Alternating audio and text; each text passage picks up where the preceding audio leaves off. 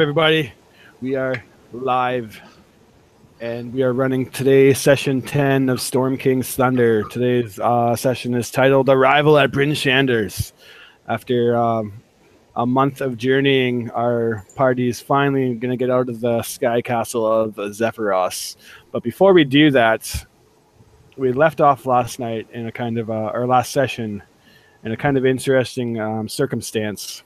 I don't remember if our good buddy Warrendell necessarily remembers too well, but he had a little bump in with the dragon cultist of Klauth, or as he knows him, Old Snarl. And Snarl's come to collect a little bit of a debt. Now, other than Octavios, no one really even seen what was going on, and even Octavios doesn't necessarily know. So we're basically going to start the next morning after. So you still have, what is it? Sorry, you have 2 days left before Bryn Zephyros would tell you. And what is everyone doing the following morning? I imagine that Sunlight, you wake up in the kind of loft with the griffins, right? That's where you've been sleeping? Yeah, but she's definitely been up there, developing as much of a relationship with these animals as she can. And she's very subtly been leaving hints to Zephyros that maybe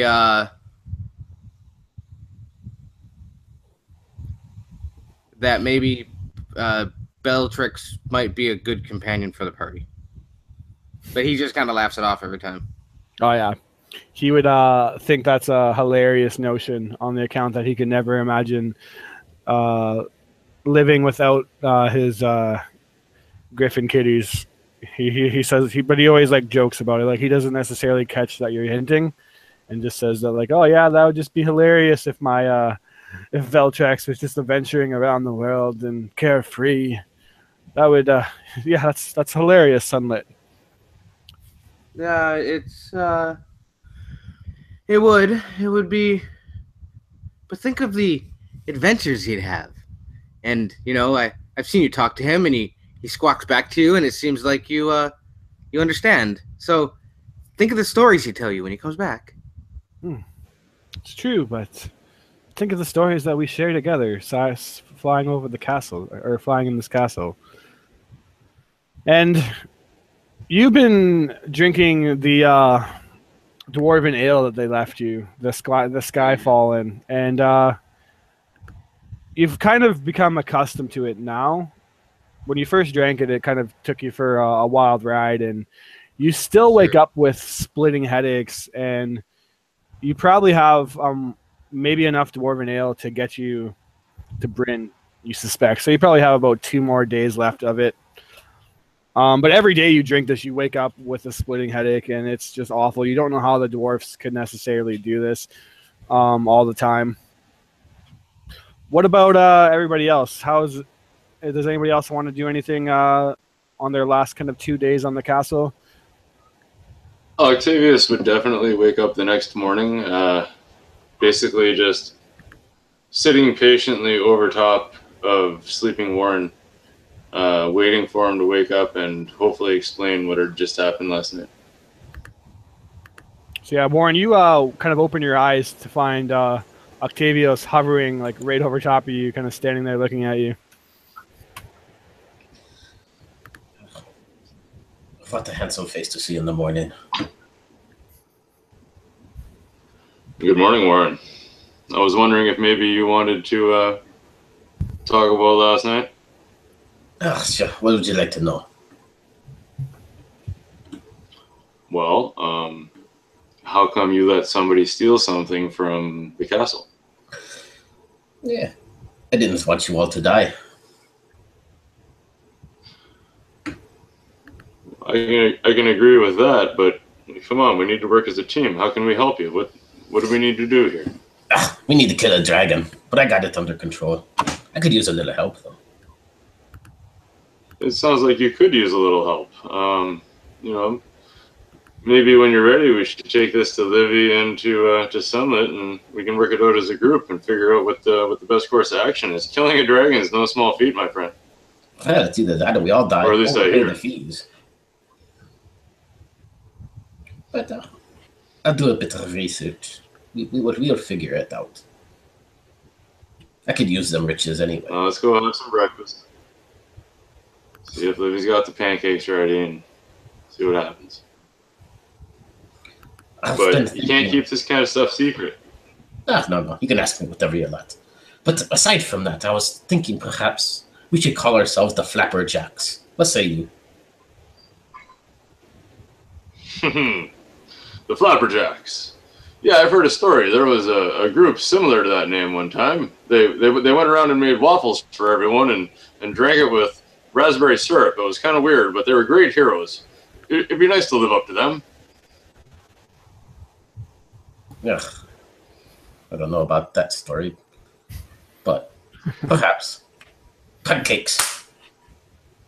And you guys go out for your pancakes. And it's at this point that you're disappointed to remember that Livy ran out of all the pancake materials Son of a bitch. when the dwarfs came and ate you guys out of house and home. Bullshit.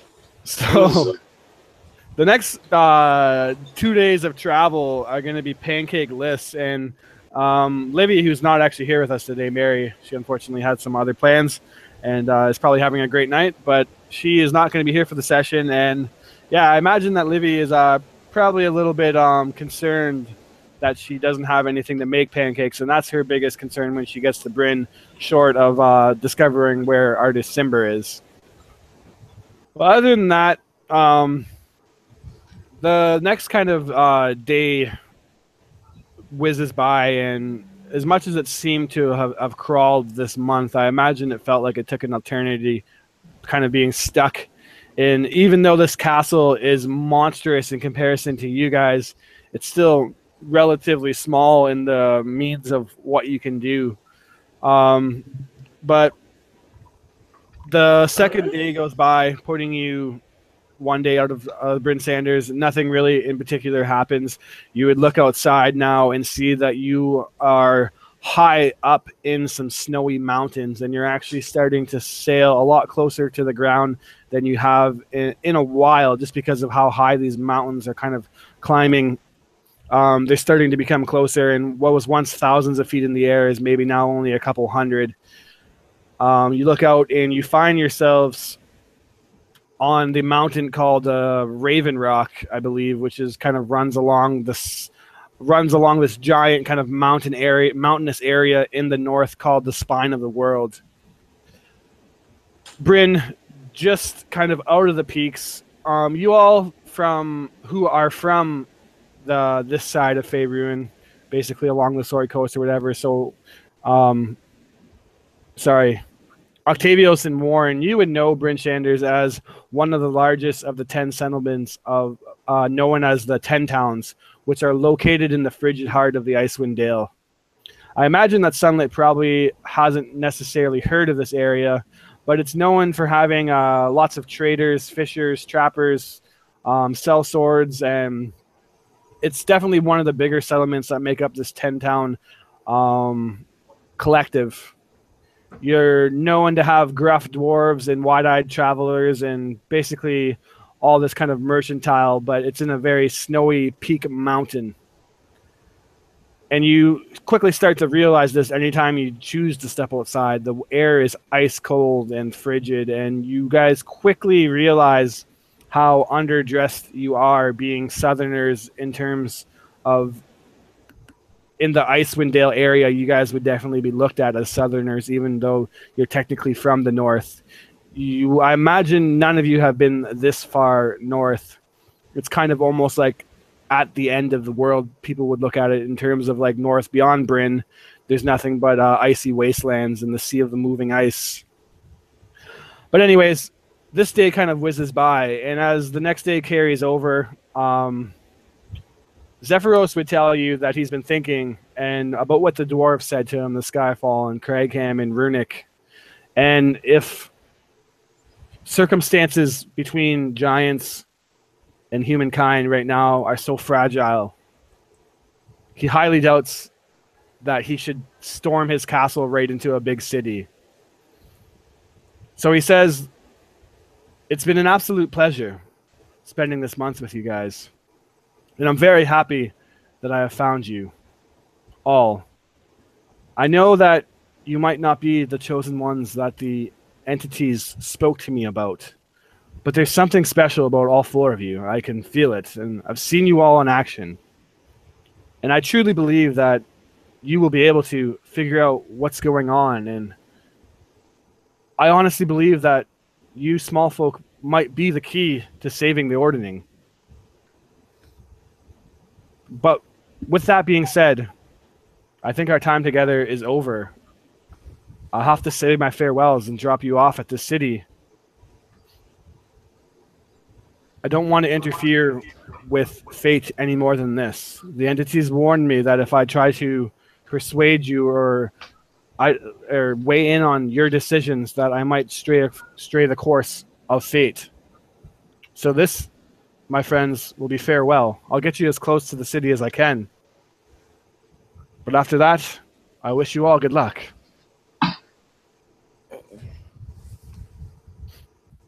Thank you, sir, for keeping us safe this long and for getting us to where we're going. We appreciate your hospitality. I'm sorry about the mess in the basement. You are going to clean that before you go, right? I'll take the seeds of all the tomatoes I can find. Good. I want to get my greeting hall back underway. I can't even bear to go down there. The smell is so awful. Oh, come on. It's only been a month. It has been a month. A rather quick one. I admit that traveling with you made the journey a lot quicker than just me and the cats. But anyways. Please don't talk about my friend like that.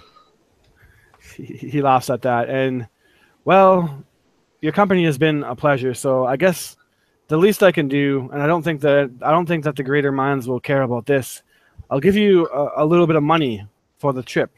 I'm sure you'll need to buy new wares and, if anything, at least new coats. You guys definitely don't look dressed for the weather. So here, and he kind of turns around and pushes by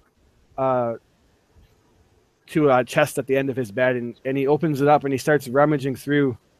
And he kind of rummages for a minute or so, and then he looks up and kind of looks around and then goes and rummaging again. And it must be here somewhere. Where did I put it? I'm always misplacing. And then after several minutes pass by, he seems like he can't find what he's looking for. To which he says, "Oh, how strange. My coin, I can't seem to find any of it. I apologize. I know I said I was going to be able to give you some money, but unfortunately, I can't seem to have found it. Maybe I spent it on one of my times when I went insane. I honestly, it's a little fuzzy." I didn't know Sly look from it. One step forward. I know what happened to it. Oh, what's that? Good. Is the girl's name Delphine? Is that right? Yes, Delphine. Delphine. The whoremonger, she took it. Who's that? I don't recognize that name. Do you like dragons? No, I hate them more than anything. You know this. Most giants hate dragons, right? Yes, all of us, pretty much. I don't really know one that does. Right. What about this? What's his name? Old Snarl? Klauth? What's his name? Big red dragon. Yeah. Yes. Don't like him, do you? No, I do not. But he is also a dragon of legend. The most fearsome of all dragons. Well, couldn't other dragons just kill him?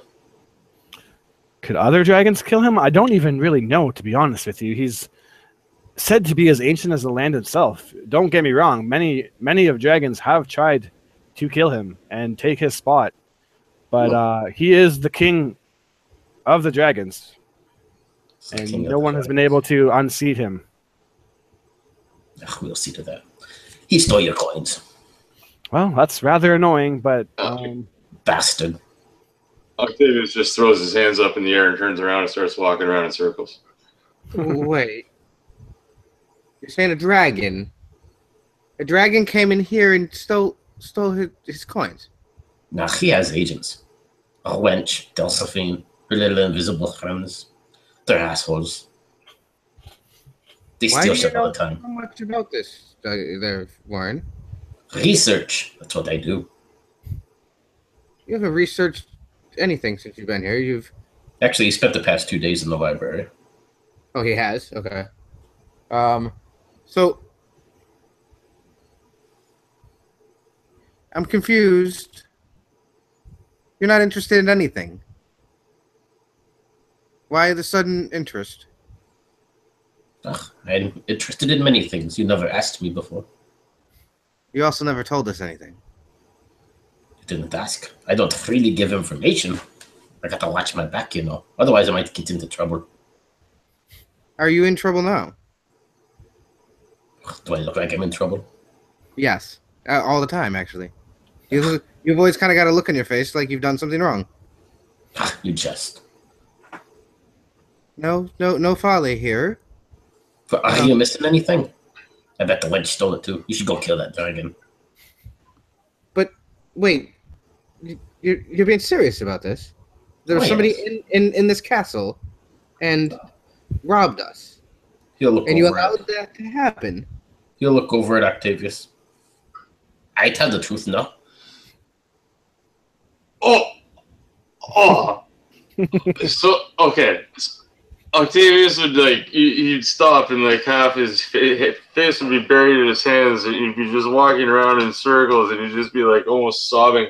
And Warren would say that and you'd see this confused yet proud that Warren's telling people the truth. Like, so he's proud, but he's confused and he's like upset that Warren is still not it'd be the most quizzical look on Octavius' son that you just shrug your shoulders and give her a slight nod.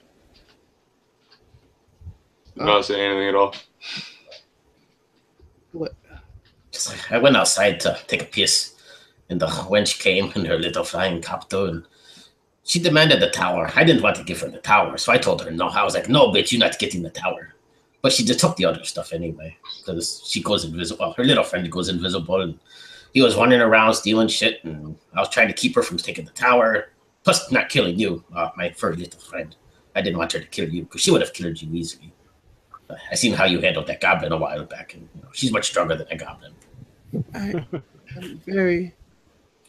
So you can thank me later for saving your life. But anyway, she's very much looking back towards Livy and towards Zephyros. I imagine Livy actually comes around the corner at this point. She wasn't necessarily like listening. Yeah, she wasn't here for it. And then she's like, "Guys, has anyone seen my rapier? I can't seem to find it anywhere." Jesus. Yeah, are you missing anything else, Olivia? And is it at this point that people start checking their belongings? Octavius is just like when Livy says that, Octavius like falls to his ankles. He's on his feet, but he's like crouched in a little fetal sitting position with his face buried in his hands again. And she's like, "Yeah, you know the rapier that my grandfather gave me? It's like my most favorite thing. I can't seem to find it anywhere." Do you like dragons, Livy? I think we should kill a dragon. You sound like a man that is mad, Warrendale. Mad, how fucking furious. No, it's not that. Not angry. I mean more That's what like. mad means. Quit speaking in riddles, cat. But it also means crazy. Well, that's called insanity. I'm far from. There's also word people use the word mad for that. So it's maybe that's an Aztecian thing, but Octavius starts walking around and picking up curtains, looking for Livy's sword. Anything. I told you, she's a bitch. And it's at this point, Sonny, that between the dwarven ale that you drank last night and Warrendel's ridiculous story that doesn't seem to make any sense to you, you just have an absolute splitting headache. And you go to reach for the ale, and the dwarven ale's gone. You drank it all. Luckily for you, though, you remember the bottle that Warrendale gave you of the finest Winston wine. Mm-hmm. And you remember that where did you used to store that? It was when she moved up into the aviary. there's a chest up there that was for supplies for the birds and so on and so forth, and there was a compartment over to the side, that the battle fit in perfectly, and then she would just put some some of the supplies on top of it so that And you start to think of this, and you start to think of Livy's missing rapier. Uh-huh. And then it dawns upon you that you haven't necessarily checked that chest in a while. I'll be right back. You quickly scurry up there and you open it up and quickly realize that it's been rummaged through. You feel around, you push past the supplies, and that bottle of wine is nowhere to be found. Warrendale! And it echoes all through the aviary, which then reverberates down through the the rest of the tower, and like like you're yelling in a cave or something like that. And she, as fast, if not even faster than you've ever seen this tabaxi move, rushes right down to where Warren is, jumps one time off of off of the stairway system, and 3-point lands right in front of Warrendale. Somebody step on your tail. I heard you screech. Yeah, I kind of feel like somebody did. And I think it was you. At this point, Octavius will start pushing in between both of them, looking for Livy's sword still. So, like, not, intentionally pushing them apart, but, just slightly getting in the way, looking for Livy's sword. And she separate them a little bit. She puts her hand on her paladin friend's chest and just pushes him away a little bit. I'm very sorry, sir, but this has nothing to do with you. And he's gone. And their voice has gotten lower. Very, very, very much more serious tone has come over Sunlit. Where are our things, Warrendale? I already told you they were stolen. I had the choice to give you up this tower and let you die, or have your stuff stolen. I chose the better path. Or you could have let us defend ourselves. Against what? You sound a little bit like a traitor to me, Warrendale. And to my people in Mazteca and the order in which I belong. A traitor is something that is never going to be... And she takes a huge deep breath. So you would have rather died? Am I understanding this? Because if so, I can let you die next time. I have no guilt. And it's at this moment, Octavius, that it dawns upon you that there is a great prayer that Ilmater would have for a situation like this when friends are bickering. And it comes upon you that you should probably start to recite this prayer. And you reach for your necklace of Ilmater, the necklace that the High Father gave to you as kind of like you remember the whole thing, I imagine. It was the thing that he passed upon you in his last moments. And you feel around your chest and, I took that off before I went to bed. I'll just go get it. And you walk into your room and the necklace from the High Father, Herschel, is also missing. Your prized, I guess actually focus towards your god is currently missing. Yeah. Octavius would slowly but surely walk back down to Warren and Summit, and he would lower his head and think to himself quickly and sigh, and then he would raise his head and look to Summit and say, let's calm down for a minute. We need to work this out in a way where everybody gets their things back and we continue on as a group towards our goal in the end. How tall is Warren? Warren, about 5'5", not very tall. Okay, yeah. So she's almost an entire foot taller than he is. As Octavius is trying to defuse the situation, She's getting hotter and hotter. If a black furred, reverse leopard looking cat could turn red or blush or change, their color at all, it almost seems as if she has. And she lightning quickly grabs you right by the face, and her paw is large enough to fit over your entire face, and picks you up off of the ground. Warrendell, these are things that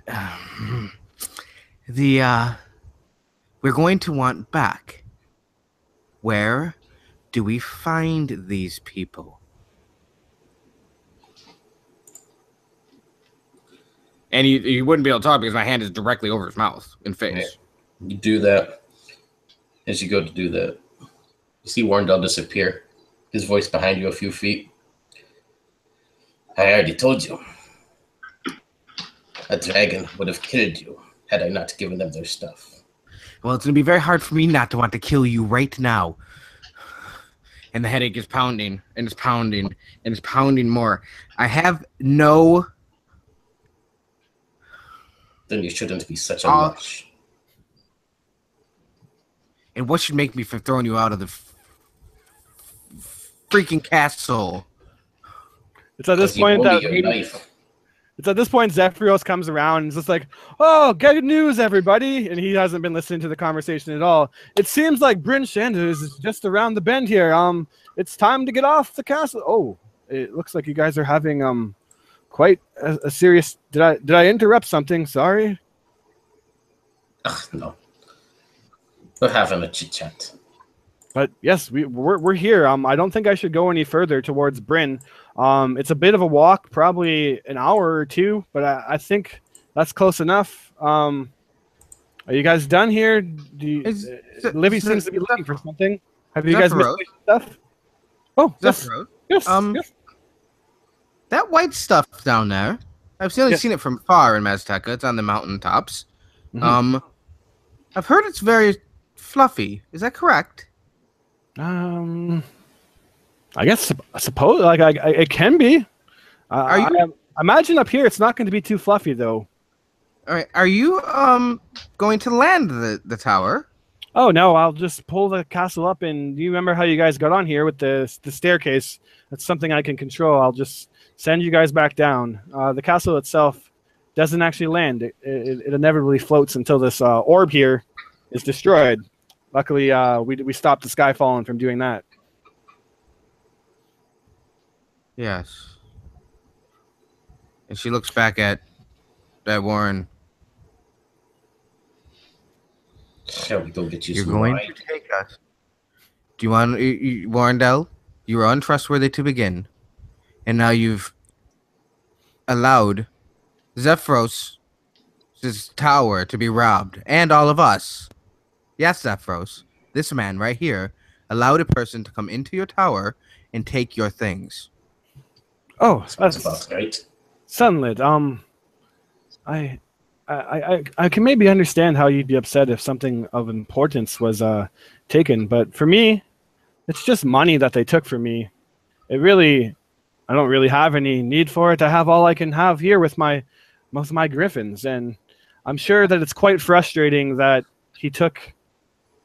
someone took something from you, but what's important is that you still all have each other, right? You and Warren, you bicker a lot, but you're still friends. You can go buy more wine. Are we? Oh, we're besties. I don't even know. Zephyros, I'd happily repay that once I am able to. Oh, don't even worry about it, my friend. It's like I said, it's just coin. I just felt you would not like a old snarl stealing your tower, and that would have been bad for things. Well, I'll be honest with you. I may not like dragons, but no part of me ever wants to be on the wrong side of Klaus. See? Yeah. He knows what he's talking about, kitty cat. Perhaps you should talk with him later. If he took our belongings, I guarantee you that they're as good as gone. There's been many of men, dragons, giants, anything that you can think of probably has tried to stand against Klaus at one point or another, and he's the king of dragons. But has all there there is to ever it. been a tabaxi? I don't know the finer details. If you wouldn't mind, I could probably go look it up. It's What's your and she doesn't know how to back? finish the conversation. And again, she just runs away in a shot back up to where the aviary is again, and Relix meets her about halfway. He's flying around the castle, and lands on top of her, his perch, her right shoulder, and the two of them are up there, just staring down, because you said it's open all the way down through the entire tower. Is that correct? Yeah. Yeah, just staring down at the four. Well, there's four of them, down there. In like a very cat-like crouch. And walks up behind her is Bellatrix, and she just kind of nuzzles up against the side of her, like an animal would. And she reaches her arm around, it scratches her head a couple times, and just doesn't stop staring. It seems like she's quite upset with you guys, but I'm sure it will just pass. Yes. Octavius, Livy, Zephyros, if we would like. I believe we might have to have an intervention for our friend. She's tipping the paddle a little too much, if I might say so myself. I'm only looking out for her safety. I think you might want to give Sunny a little while on her own there, champ. Maybe we'll just, figure out where Artemis is and see what's going on in town. Well, you do all have my condolences. I would repay the things they took if I could. I'd do my best, but I was only looking. They're just material. Yeah, I'll repay it. They're just material items. At least you're okay, Warren. And then with that, taking you. I'd probably arrange for that, but yeah. Well, not to break this family moment up, but we are here. Yeah. And yeah, Zephyros is just kind of like standing there, like he's looking up to the aviary where you're hiding out and looking back to you guys. And you can tell that he just wants to do something. He doesn't like to see that you guys are upset with each other, but unfortunately all his stuff has been ganked too. So he's just, I have an idea. This will surely cheer you up, Sunlit. And he looks up. Why don't you come down here and I'll tell you what I'm thinking. All right, so I want to try to do something here.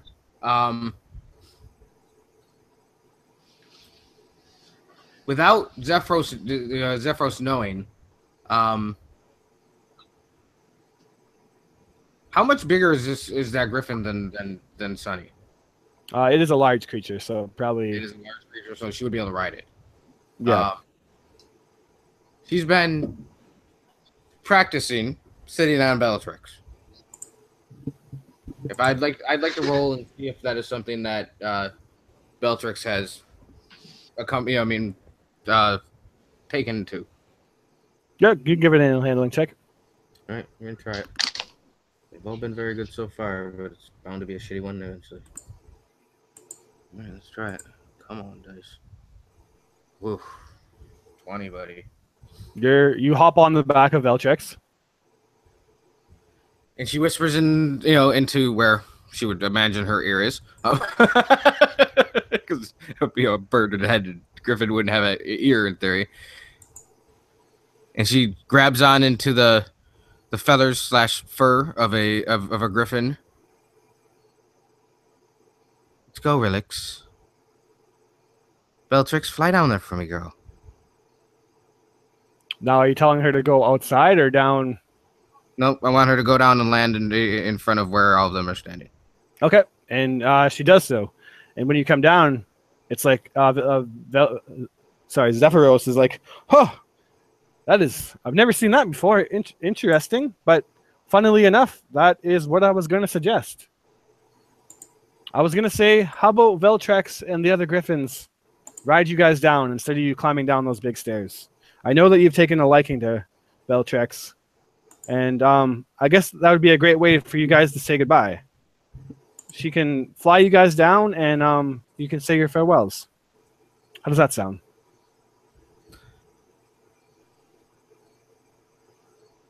Sure. Well, and then he calls Smoochie.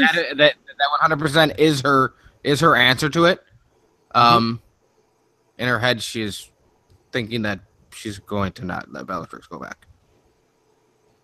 And then he calls. But we'll see. He calls down Smoochies and Griffers, and they all come down, and he readies them and would let you guys hop on if you're interested in riding the Griffins down. You remember the climb up, down around the Nightstone area, and the stairs kind of took you a while. You're not as high up this time, so it wouldn't take a full hour. But you definitely get the sense that riding the Griffins down would be much quicker. You'd see Octavius look to Warren and Livy and kind of put his head back and his shoulders up and his chest out, and he'd be like, I've read lots about this. There's 3 different styles to riding Griffins. There's always the side saddle for Livy. I'm not sure if you'd appreciate it, but Warren, me and you are probably gonna do the stand left side rodeo ride, and all you got to do is put your feet like this, and Octavius will try to mount the Griffin, but he'll end up turned around and facing the tail in the knot before he gets it right. Good. Oh, I didn't realize. It's okay. It's just one more try here. I'll show you how to do this done. I'm just trying to concentrate on showing you to teach you, and I keep getting it wrong. Hold on. And finally, after like 10 or 11 tries, he'll get it, and it'll look horrible and sloppy, and you'll just probably get on the Griffins by yourselves much easier. Outstanding, Octavius. I've never seen a sense of showmanship. Don't you jest like you didn't know. And then you guys all kind of hop on your Griffins. I'm not even going to make you make an animal handling check with Zephyro standing right beside you. He is able to kind of calm them. And then before you guys take off, he does kind of say a couple of last goodbyes to you. He wishes you all well. And whatever happens, be careful. He will remind you that even though he is a nice and we all got along, that not all giants will be as friendly. So watch out for that. He would tell you, Sunlit, since he can tell that you're like quite, you've grown quite attached to the Griffins, and he would look to you and say, I've been meaning to tell you that the time I actually came into possession of these 4 Griffins, and he kind of walks up and starts to pet Veltrex, who comparatively is actually like almost the size of maybe like a medium-sized dog in comparison to him. Like he's much larger than Veltrex, and he starts to pet her. Now, I met a dwarf long ago. Her name was Deshara. She said that she hailed from a city named Fireshear. I believe it's actually not too far from Bryn Shanders itself. It's along the coast, just northwest of Luskan. Along, if you follow the 10 trails, and so I'm kind of blathering on here, but she actually is a Griffin trainer, she said, and I stumbled across her. Long story short, I saved her life, and she actually, as a gift, gave me these 4 Griffins. Now that was a long time ago, but I'm sure she still lives there. Maybe if you're in the area, you should pop in. I'm sure that you'll like to see, if not ride one, you can at least see them. I know that she trains and she lets people ride her griffins for a fee and will train anyone to ride them, but it seems that you need no training at all. So I'm sure it'll be nice for you to see another griffin again. And who knows, maybe your path with Veltrex and the others and I will cross again. Or maybe Bellatrix would like to come with me. You don't seem to mind having your things taken from you. And he kind of looks at you like he doesn't really know what to say. And he's just like, Sunlit, I understand that you're frustrated. But Veltrex is mine, and we have a bond, and I understand that you feel a bond with her as well, but I'm sorry. Veltrex is someone that I care dearly about, and she cares about me. I would be heartbroken to see her gone, and I know I already owe Octavius a lot because he saved her. But hopefully you understand that, like, she's a family member of mine. I look at her as family. It's not a possession to give or take.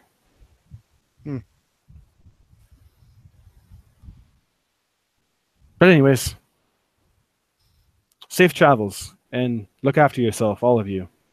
Yeah, she's just blinking at her, not, you know what I mean, with a shitty grin on her face. Mm-hmm.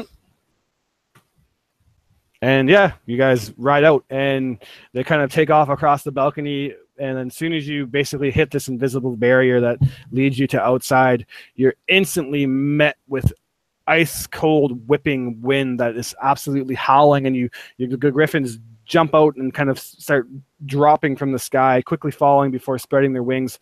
And all you can do to basically hold on, you instantly, all of you, go numb.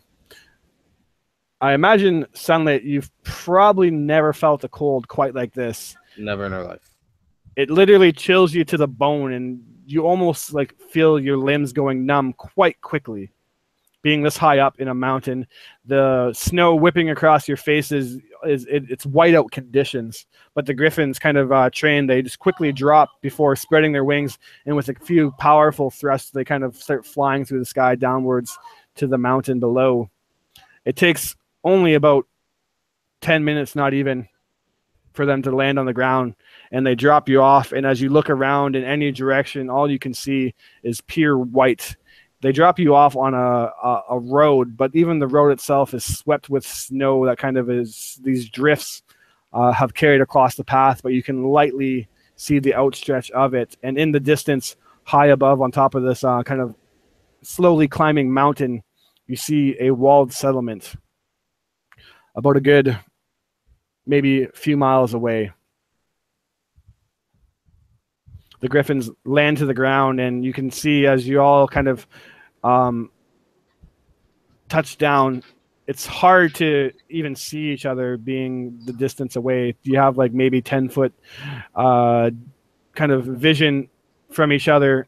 When the snow is drifting at its worst, it kind of breaks every now and then and momentarily stops, and it's clear, but then another gust of wind whips by and completely blinds you. What do you all do? I imagine at least most of you, once you touch down, the griffins kind of like bow to let you off them. Octavius would just get off quickly, and you'd kind of be watching Sonny out of the corner of his eye, curiously, very curiously. And he would just get off and wait for everyone else.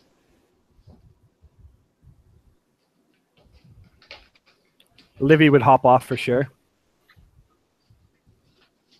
You're on mute, Warren. Yeah, that's fine. So yeah, Warren will definitely hop down as well. Gather his robes around him and shuffle over next to Octavius. And how about Sunlit? Sunlit doesn't initially.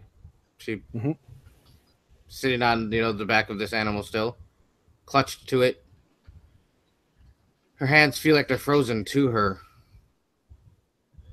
bird-like feathers. And she kind of leans forward and just rests her head right against the back of her neck. Could stay with me, girl. and not be stuck in that castle all the time. And She kind of rustles a bit. The other griffins have already took to the sky, and it's now just you and Veltrex and the party. And she hugs around the griffin's neck. It would be a different life. It would be you'd be free with us almost.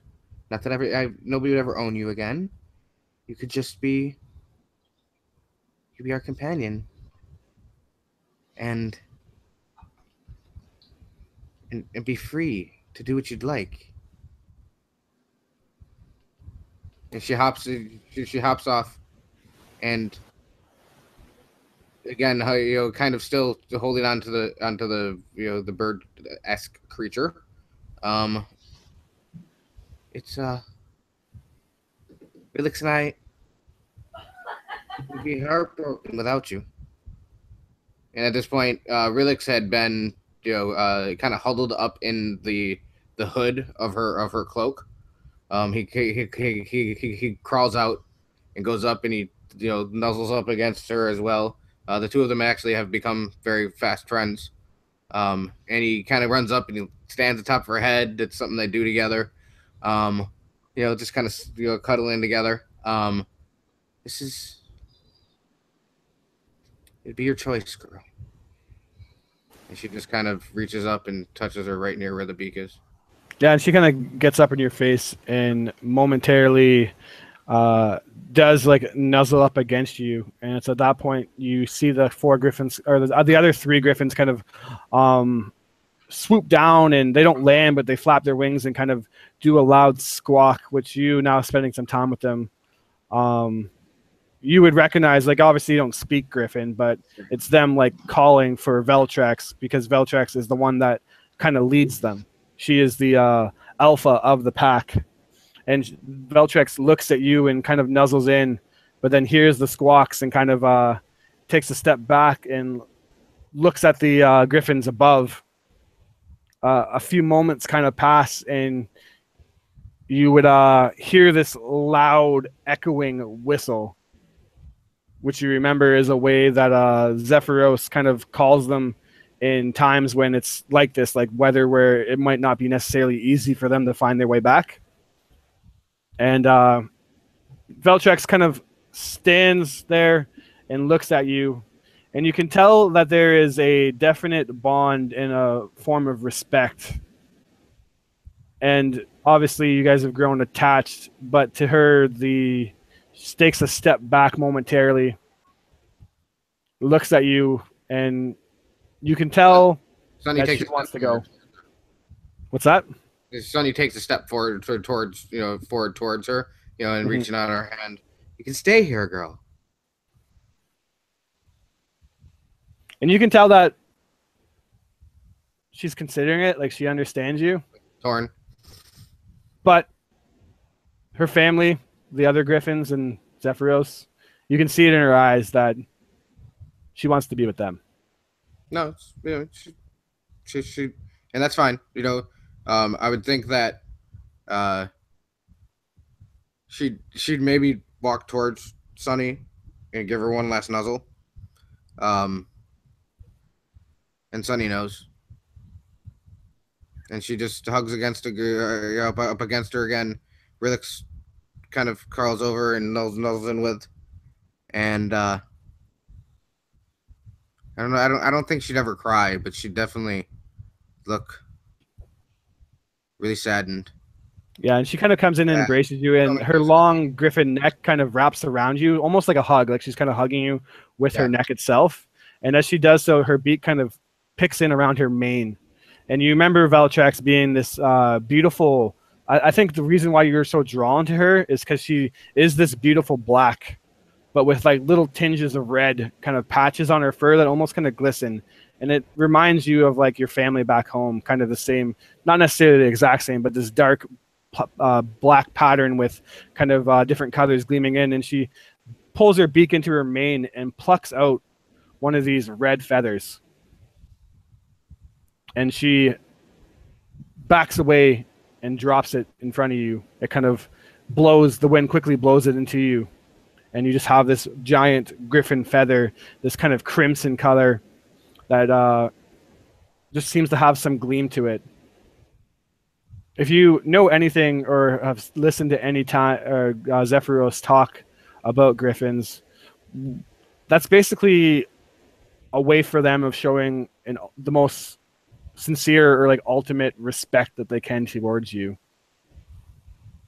They basically look at you as family. A mother griffin would pluck out their feathers to keep their young warm or build a nest out of it.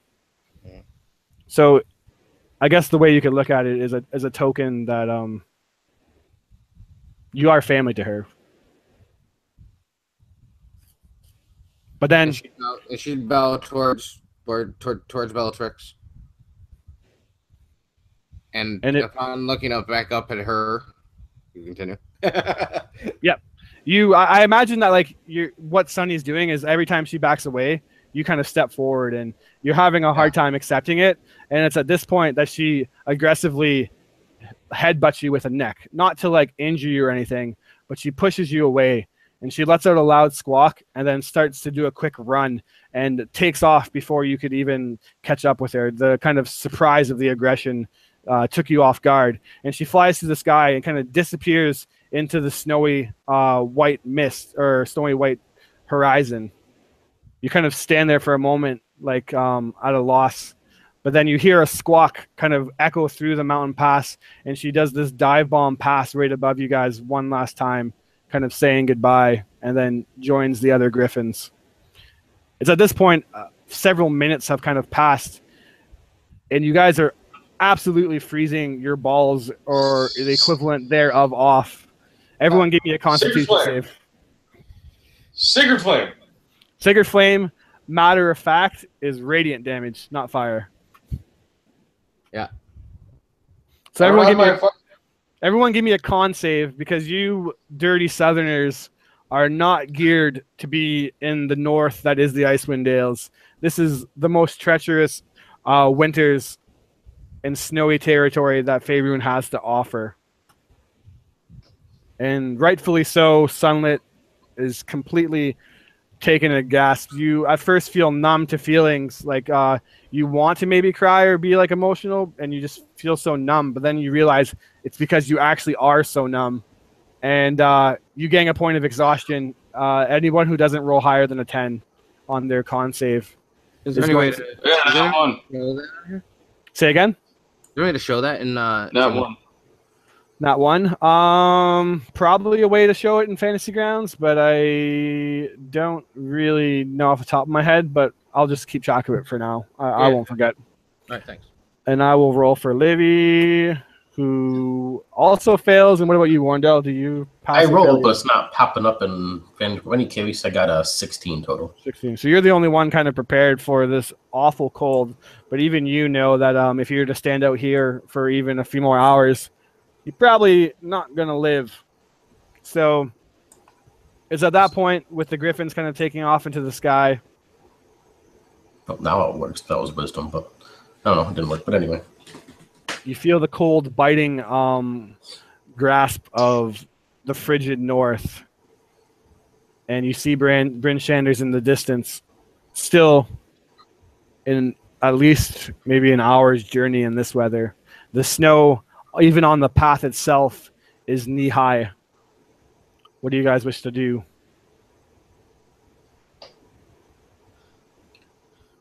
Freeze my tootsies off and trudge through towards town, hopefully. Yeah, more they start hecking right behind. You can see electricity kind of coursing over his body, little bits of flame. He seems to keep himself warm for the moment. Beautiful. So, imagine my armor starting to get quite cold. Yeah. Yep. Where is the dragon, Warndell? Here. I imagine underground somewhere. I'd like to find out myself, to be honest. But is he here? He's, in the north, I would guess he would say. I'm not sure if that's... Does he know where Klaus... Does he rule, Savage Lands, maybe? you will actually, I'm going to say that you'll actually remember that during your travel, once you pass Luskin, let me show you the actual map again. I'll share it to you. Yep. Share and sync with client view. So if you look kind of in the middle top of the map, there's Bryn Shanders with the D&D logo. That signifies where you guys are. Can everyone see that? I don't have the map for some reason. Yeah, I don't have nothing. Oh, that's because I have to share it again. How about that? Okay. Yep. And then now Bryn Shanders D&D logo. Yeah. Kind of to the right and below is this area called the Clouthen Vale. And you guys remember Zephyros mentioning that you're flying through the Clouthen Vale, and that it's called that because an ancient red dragon named Klaus has basically claimed that entire land, and that spans from basically Huddlestone all the way past Raven Rock to around Mirabar, and he's just claimed this barren wasteland of a mountain pass as his entire territory. No one knows where Klaus' actual lair is. He has kept that somehow secrets over the centuries that he's lived. And basically anyone, I think it was only Octavius that truly knew a lot about Klaus just from his studies in the churches.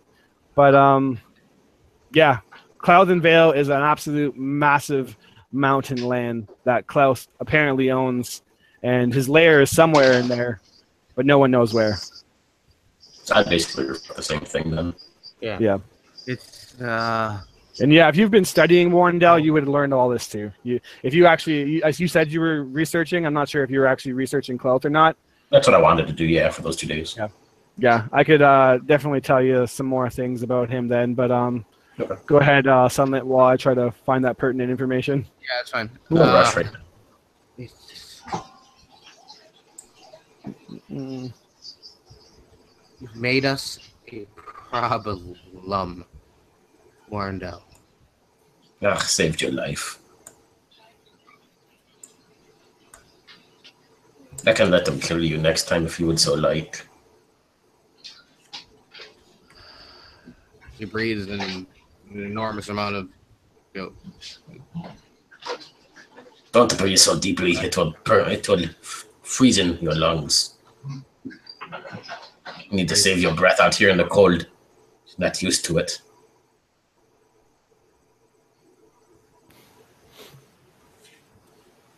And she just disgustedly turns and starts walking towards the structure, obviously, but that's in front of her. It looks like a city. And starts walking that direction. Absolutely. And Warren, from your studies, I won't go into super long detail. I can give you more after if you want. But from a quick study, you would know that Klauth is, like I said, one of the largest and most fearsome dragons that Faerun has ever known. He is huge and terrifying, but just has a graceful presence about him. You remember even seeing him, that his body is covered in deep, old, absolutely wicked-looking scars. And these scars come from centuries of dragons trying to overthrow him. But no matter how powerful an up-and-coming dragon became, no one could ever rival the power that was Klauth. He became pretty much known as like the king of the dragons. And from there, once he started to get into ancient and beyond age, he's chilled out a bit. Like, he doesn't necessarily go on rampages destroying cities, although he could easily do so. He could destroy Neverwinter without much thought. But you would learn that now he kind of likes to lay low and basically do what he's done to you. Like, he has a huge following. Dragon cultists worship him because he's one of the greatest dragons, besides, like, obviously the god of dragons, Tiamat. But he has a huge network of people that do all of his bidding and collect him treasures and all kinds of wonders. And he's probably the richest being in Faerun. And that is because once you owe Klauth, or Old Snarl as he likes to be known now, he will make sure that your debts are paid.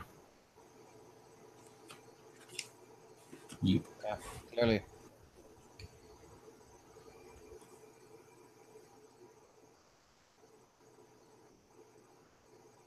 You're muted. Chris. Damn. So yeah, I imagine after that, talking doesn't seem like the most enjoyable thing, and pretty much all you're all gonna want to do now is make it pretty much as quick as you can to Bryn. Now, I'm not going to decide that for you, so it's up to you if you guys want to travel at a fast pace, a slow pace, or a normal pace to Bryn. It's not that far. Like I said, it's an hour. You can see it in the distance. It's just it takes so long because you're basically climbing up a mountain path in deep snow. So how do you guys want? Are you just booking it, or are you actually traveling kind of cautiously, or what? Fast enough to stay warm, but hopefully slow enough to be as a close group. Yep. I would think. Yeah, that makes sense to me. Unless anyone disagrees, that will basically mean that you keep your perception about you as you look around. Your passives don't drop or anything, but everyone needs to give me one more con save to see if they can. Sunlight refuses to walk anywhere near Warrendale. Absolutely. And go ahead and let me know your con saves, or I guess you can roll on fantasy grounds except Dan. Got a 17 this time. Thank God. Nice. I got a 7 this time. Nice. So that's 1 point of exhaustion for Warrendale now. Pass for Kavios. Is there a place on the sheet to record that?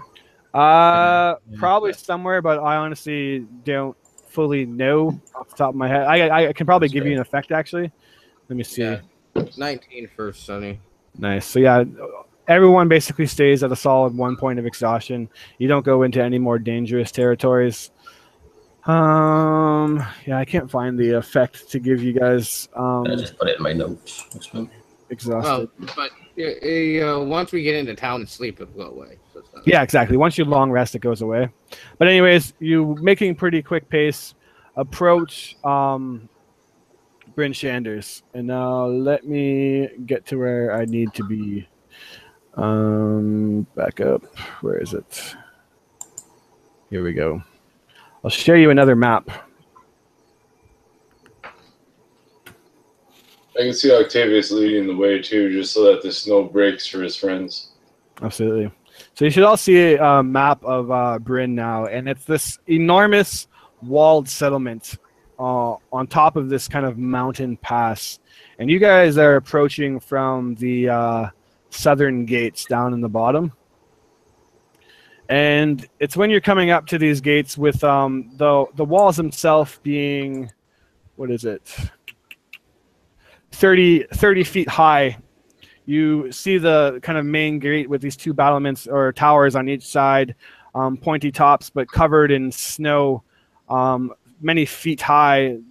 The gate itself, though, is somehow maintained, and you actually start to see a dirt pass. And you approach and are greeted by a couple of guards, and you see a small, stout-looking figure with this kind of bright auburn red hair. And I'll show you a picture of who approaches you. But a female dwarf. And as she kind of walks out, she has this bear, like, emblem kind of attached to this fur neck lining on her big tunic that she wears. And she wears this big wolf-looking cloak. And she kind of walks up and approaches you and just, well met, travelers. Keep your fingers and excrements under wraps, lest Oral bite them off. Mind your tempers, and you'll be most welcome here. Do you have goods to sell or buy? Well, then the market lies straight ahead. Craving a warm drink? May I recommend a drop of Firebeard's Fire Brandy, sold only at Kelvin's Comfort. And you can locate that on your right in the market. You can't miss it. Welcome. And she just kind of comes and embraces you. And you can see the guards behind her kind of rolling her eyes. And as she says this spiel to you, you can tell that it's like something that she's memorized and takes pride in saying. And the other guards are like, oh my God, here she goes again with her fucking thing. And she says, my name's Ogric Brightham. Welcome to Bryn Shanders. And she smiles.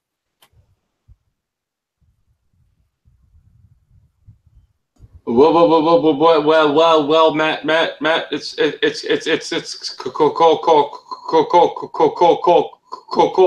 cold. She looks at you. My goodness, You look like you're about to freeze to death. What are you guys doing up here dressed like that?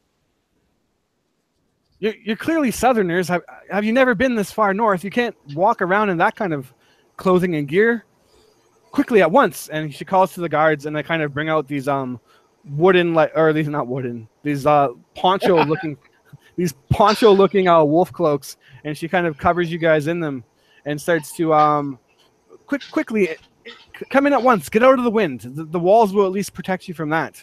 And she calls back to the guards, who you see there's this kind of couple of them push against these large 15-foot wooden giant doors that lead into the city, and you kind of push your way into the opening of Bryn itself, and you basically see these tall wooden buildings that are topped with snow on all the roofs, and there's just kind of snow piling up everywhere. Even the streets themselves aren't so much streets. You see cobblestone underneath, but just barely, as it seems like most of it is frozen and covered in snow. You see that they're somehow maintaining snow removal in a sense, but you've never probably seen a city quite like this. It seems like the snow itself has almost swallowed the city, and it's like a blanket pretty much in any direction you see. You see these tall buildings, but they're all just absolutely decked in white and frost and snow. And although the wind does cease to blow as heavy inside, you still are shivering cold as you have these wolf ponchos placed over top of you to kind of warm you up. What are you guys doing here? Like, who are you? How did you make it this far just like that? Well, it was a cold walk, and I would be looking at Warren and Sunlit for help. We flew in. You flew in. On what? A dragon? She laughs. Maybe. Well, she's kind of looking at you guys. Sunny kind of peers over to Warren and just sneers at him. Now she's got her cloak over her head with relics. Yep. Snuggled up, against the back of her neck, behind it, inside of it. And the at the mention of dragon, she just kind of looks down and sneers at him. Now they maybe haven't exactly. Well, I guess they're tiny. To her they're tiny dwarfs, so they probably have seen what she looks like, but she's not readily trying to give herself away. Yeah, and she's kind of inspecting all of you. You can tell that she's some kind of like some kind of guard or something, and the badge you would assume signifies a sheriff of some kind or something along that lines.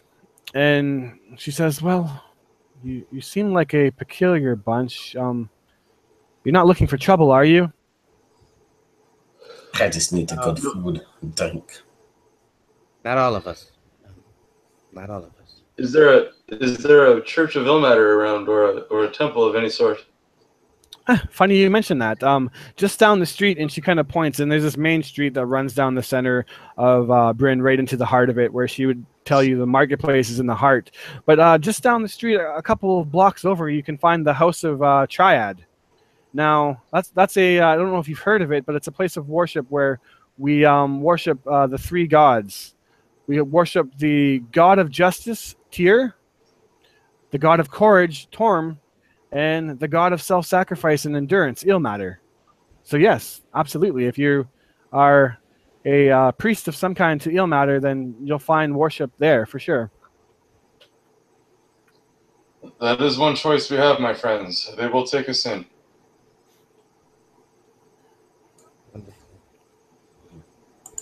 And she's very much under her breath talking, not trying to bring light to herself.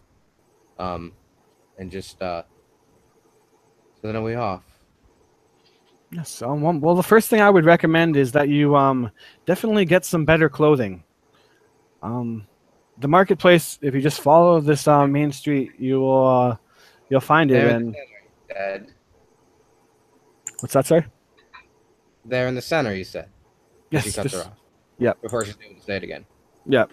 And she's just kind of looking at you, and you're kind of hooded. And You sure that you aren't looking for trouble, you lot? No, it's kind of troubling times, so I don't want to hear from you. Maybe you should stop in and check in at the town hall with Markham. He's our sheriff. He's quite busy right now, dealing with a lot, but maybe it's good you guys check in with him. There's been trouble here lately. Not necessarily here, but there's been just wild, rampant rumors of giants. Yes, we're on the case. Don't worry. Yeah, We've heard that Fire Shear, just south of here, was recently attacked. Horrible. I would like to speak to your sheriff, if I could. Yes, you can find him at the. Sorry, I said town hall, but I meant. Let me see if I meant council hall. And she would point. So you take a right, and then you'll follow the street around the bend, and then another right, and then a left and right, and then just around in this kind of courtyard-looking area, you'll see the council hall. How? Oh, thanks. How about you take us there? You will get us lost. I suppose I could. Oh no, I've got it. It's a right and a left and a circle, and then a left, left, right, right, circle, and we got to turn back. No, Okay. it's right at the left, and then circle around to a right. Yeah, No. Octavius, Yes, son. let our new little friend do her job. Yes, would you please lead us there?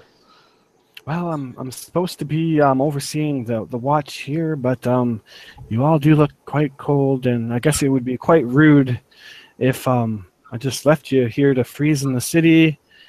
And well, I guess I haven't seen Markham in a couple hours, and it would kind of be nice to. And she starts like talking to herself.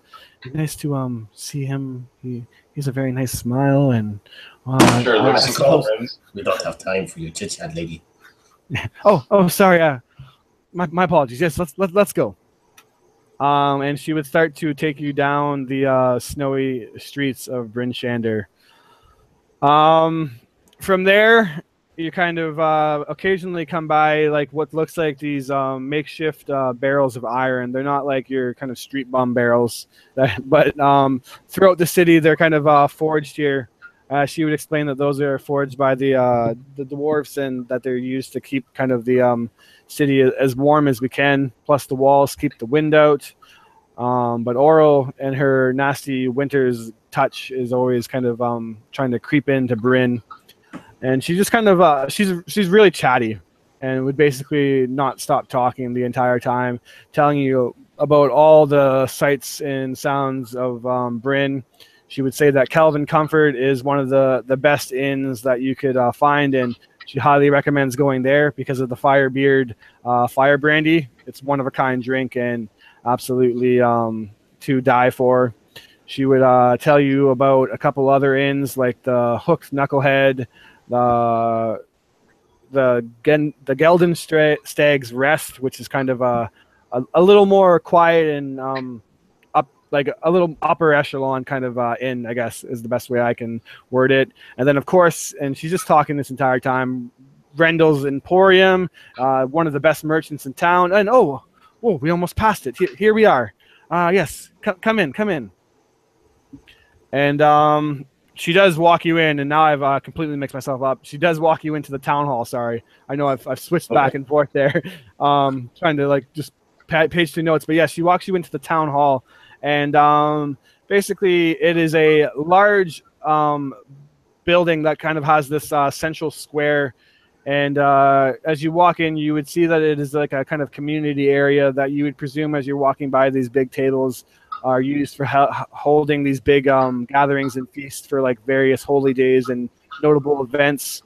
As you kind of walk through the main entry area and start going down corridors and basically come to an area which has a cellar and a couple of shady-looking individuals in a cage, basically like their makeshift prison. And you see a man kind of going over notes and just looks kind of overwhelmed and annoyed. And you see none other than Markham Southwell. As I share a picture, this man looks up at you. And Algric and hello there, Algric. Who is this and what brings you? I thought you were supposed to be on duty tonight at the southwest entry. And she Octavius, yeah, go ahead.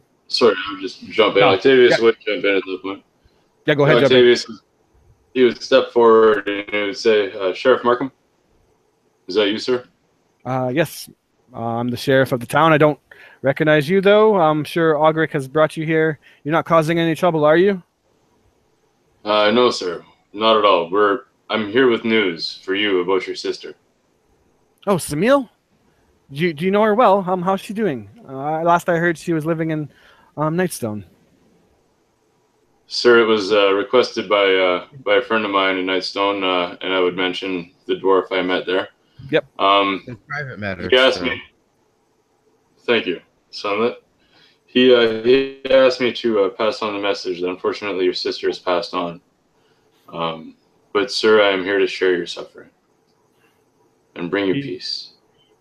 Kind of momentarily stares at you, almost as if he's looking through you. Oh, and how did she pass?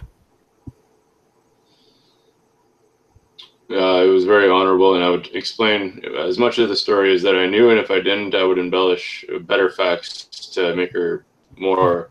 Yeah, so the actual classy story, since it's been so long, is that she was squished by a rock that a cloud giant threw upon her.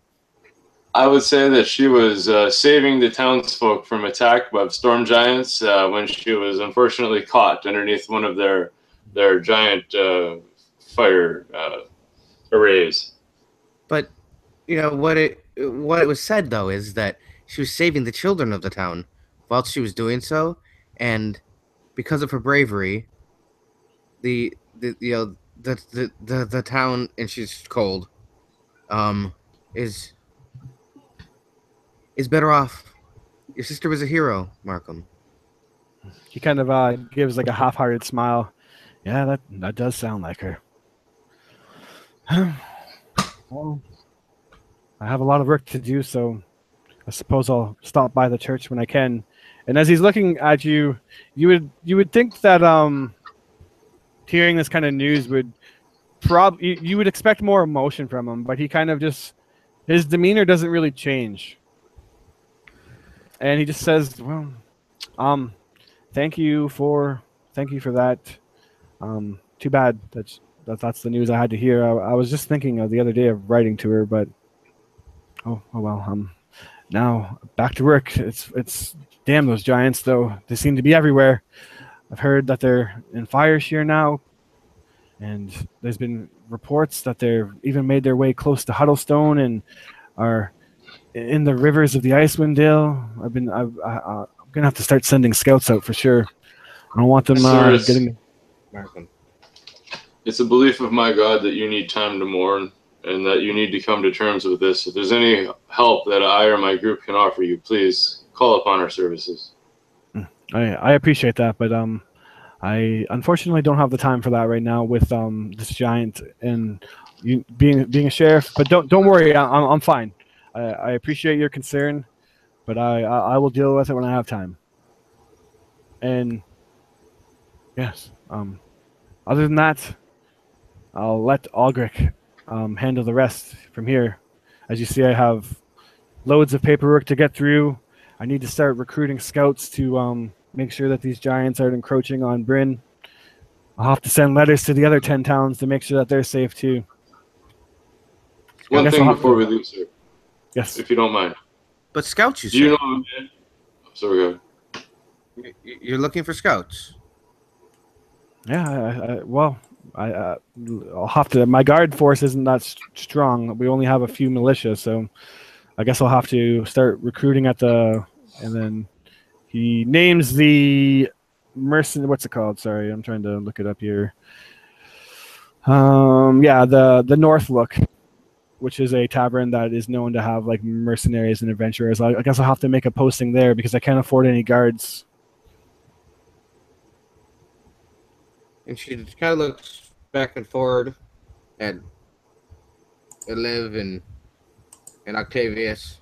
She's so disgusted with her other. She wouldn't call him a friend at this point.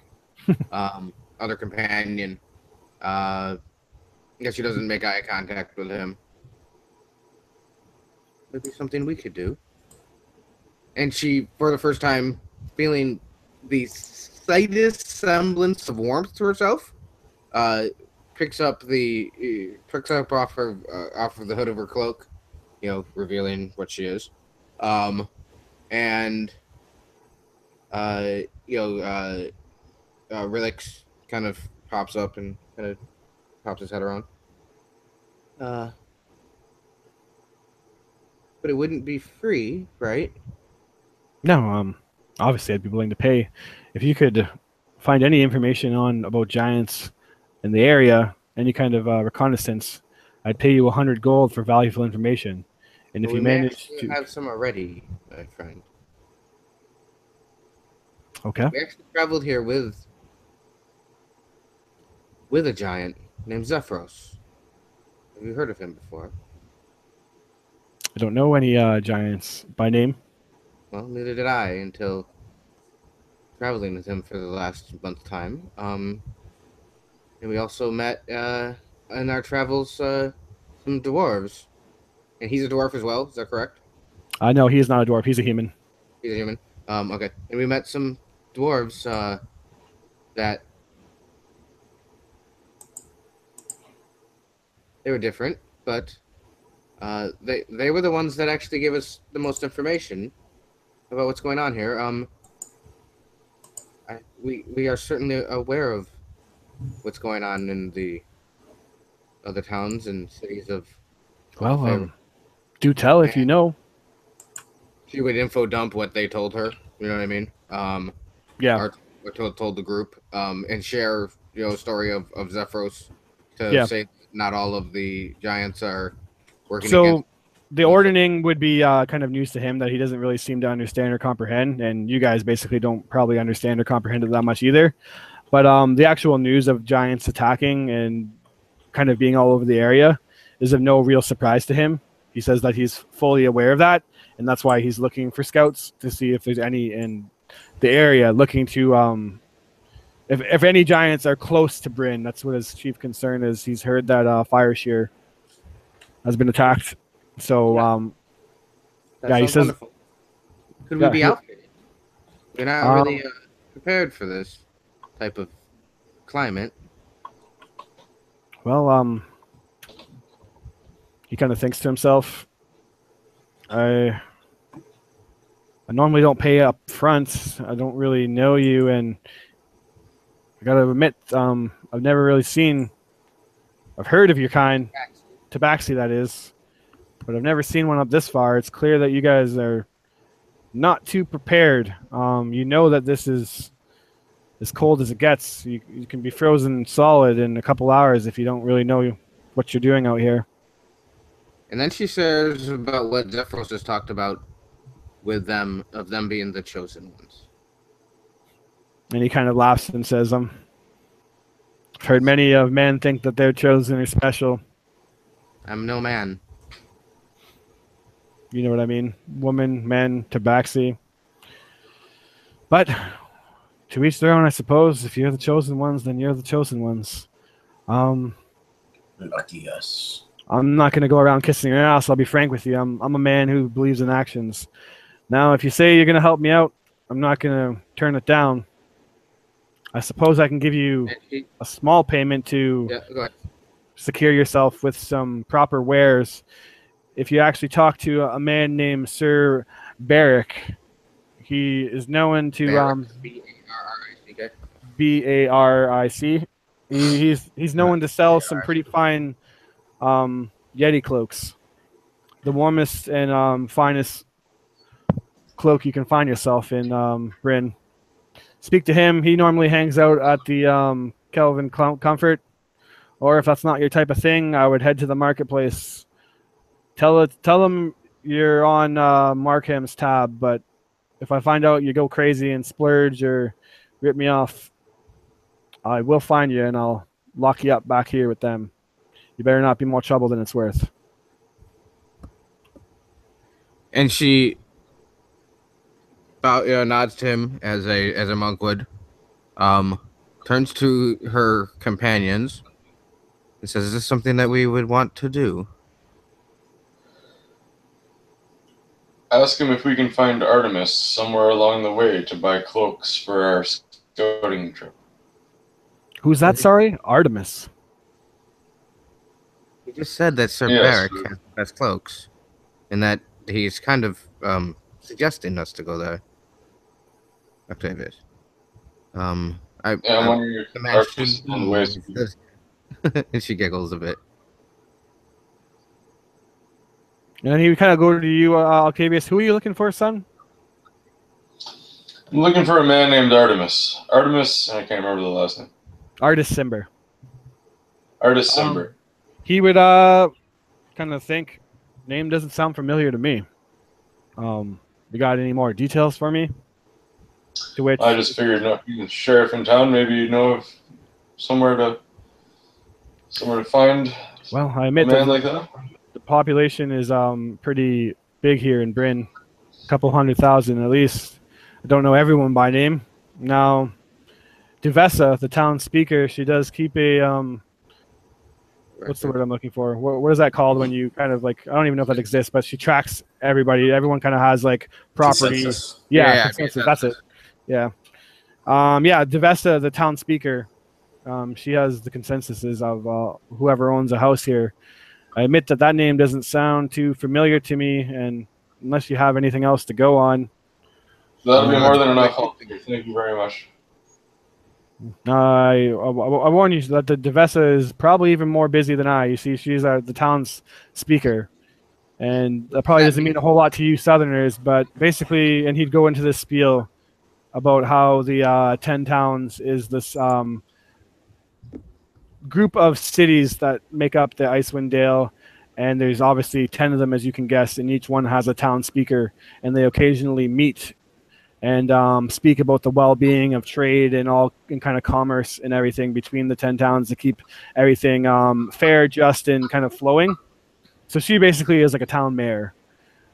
She's a great natural-born leader, and she hires me to help her what I can. But like I said, she's with all this giant trouble.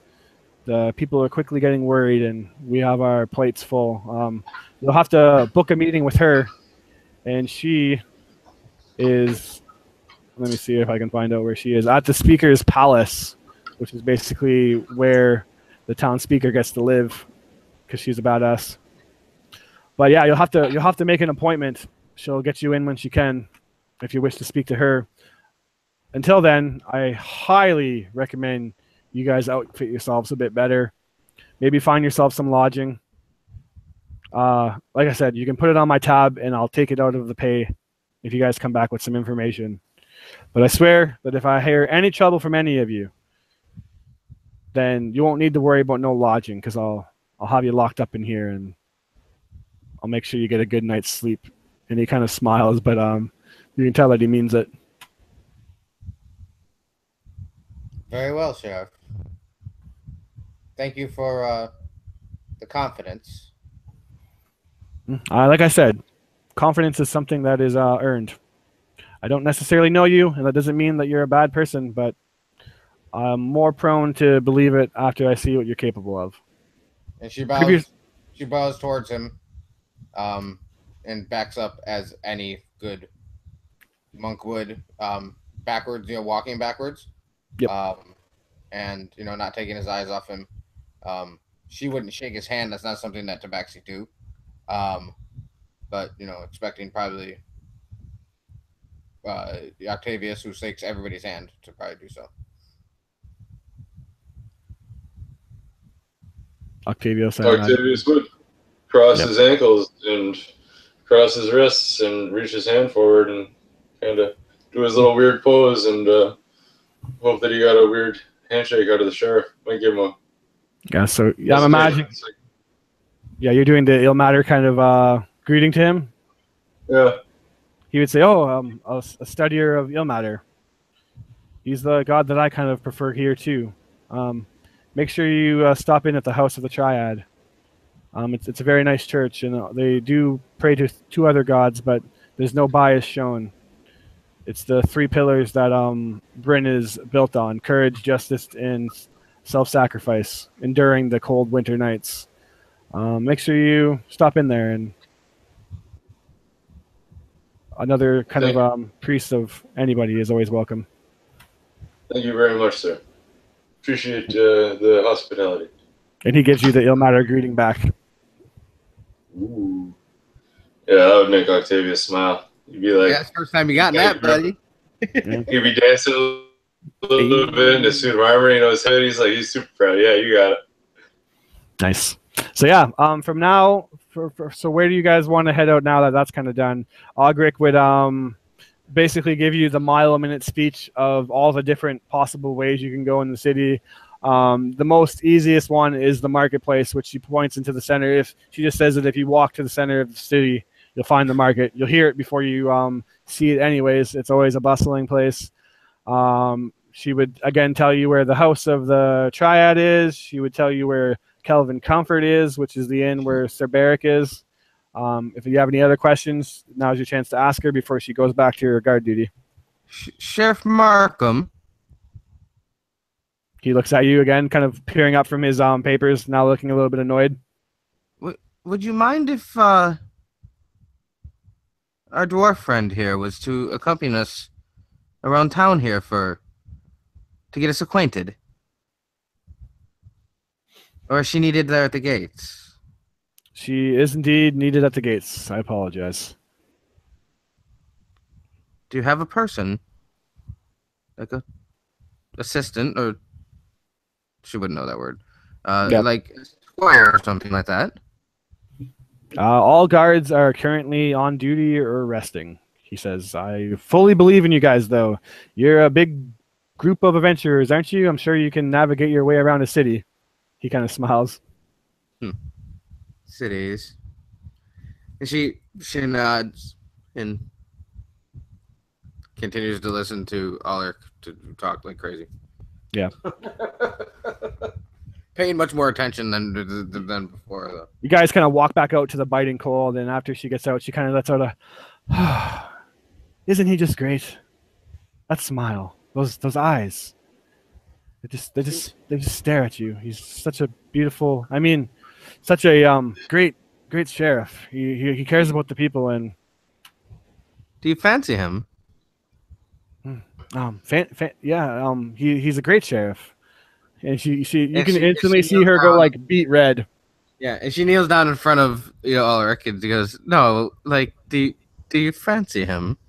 She kind of does. Like, she gets a bit skittish at this point, and well, he is quite a nice looking man, and well, he's very good at what he does, and one of the best sheriffs that Bryn's ever seen. But we're strictly professional here. I'm his deputy, and something like that could never be. And she kind of starts ruffling her coat. I hope he's going to be okay, though.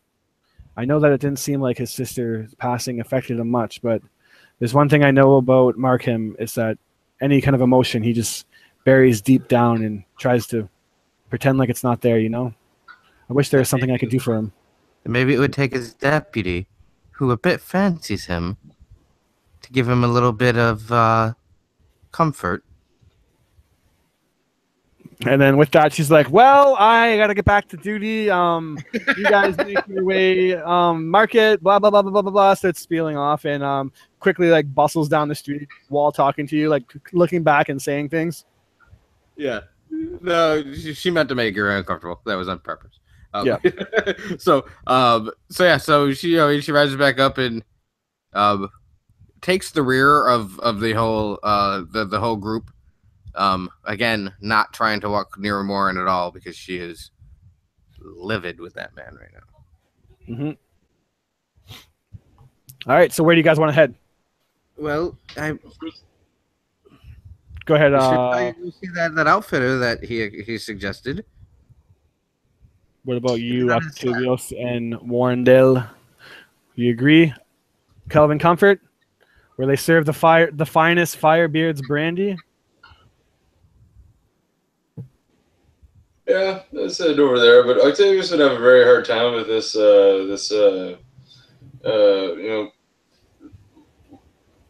stuff in the air right now between Sunlit and Warren, and he'd be wondering why Sunlit's kind of keeping a face back, and so he'd be continually slowing down to catch up, like to let her catch up with him, and he'd be like, "Why aren't we walking together? I don't understand what's happening."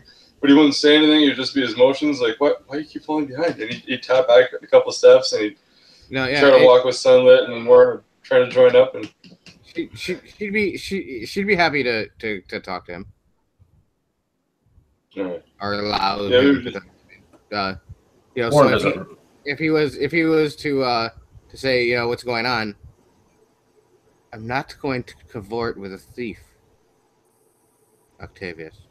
He lets people take our things. I truly believe in his heart he was trying to save us, Sunlit, and I was there, and I had looked into his eyes, and I had to trust his soul for a minute, and I did. And I think that this is going to work out. Better warriors than us, then, because you talk a lot, and I'm very sorry. But was there 4 better warriors than us? And do you think if you would have cried out to a giant that, yes, it looks as if he is very passive, and his 4 griffin friends, that we couldn't have taken this? Is that what you really think? Or do you think, he sold us? Sunlit, I believe that if we expect him to trust us, we need to trust him. And if this is how he thinks this needs to play out, then we need to give him that opportunity. He makes it very hard to do that. I understand. He is kind of very hard. He yells. I mean, she yells a bit so Warren can hear her. Warren's just walking. Yeah. Taking in the sights. Yeah, absolutely. He's got to earn my trust again, Octavius, because he's lost. I understand. And trust is not easily earned, but we have to see where this goes. Maybe in the end he will be right, and he will prove us all wrong. I don't hold a lot to that. So you start walking down these icy, snowy streets, and even in the kind of comfort of the city walls, you don't find much warmth. So it becomes increasingly more important that you basically do find some kind of outfitting, and you start to hear the bustling sounds of a marketplace. You see it in the distance. It's just basically this roughly circular shape in the center of the town where there's all kinds of traders and basically merchants that have wagons and shelters and tents that protect them from the wind. But you notice that it's not much. They literally have little wagons or little tents that have these flaps that kind of block off the wind. You see the campfires and barrels that crackle with smoke, and you kind of smell the burning of wood, and just see the wind and snow whipping across the marketplace, occasionally uplifting a couple tents, and merchants will quickly grab them and strap them back down with pythons. And it's at that point that actually, of all people, the most cheerful of people, Sunlit, right now, you feel something grab your tail. And then that give is it a little very disrespectful to a tabaxi. You turn around. Yeah, you turn around and you see this woman who's kind of giving you a smile, and she looks at you and she says, "Well, hello there. You got the look of newcomers if I've ever seen one. Wearing your fancy southerner clothes. Where do you all hail from?" And you turn around to see a female with this kind of curly hair, and she's basically dressed in this crummy looking little cloak that has it's all ripped up and broken, and she kind of has this dirty look to her, but has this big bright smile, and you can tell that she basically looks like a young homeless woman. And as you turn around, she lets go of your tail, and you see that she actually has your comma in her hand, and she's studying it. And this is quite the interesting weapon you have. What do you call this? And she holds it up and smiles and holds it back out, kind of giving it back to you. It's called death if you take it from me again. Oh, feisty one, are you? Look at you, a tabaxi this far. What are you guys doing here? Who are you? My name's Belladora. And do you know how disrespectful you just treated me right there? No disrespect me, my Would dear. you like for me to go and grab you by your chest? Well, not particularly, but if that's what you're into, I suppose I can. There's a fee. That's be gone, girl. And she turns around and walks away. Now was that the broken or the damaged comma or the good? Yeah, comma? that's the damaged one. And as you start to walk away, she's like, I know where you can get that fixed, don't you? You think that you're done with her, but she starts to follow you down the street. Well, why would I trust you, Belladora? Well, why wouldn't you trust me? I haven't done anything to break your trust, have I?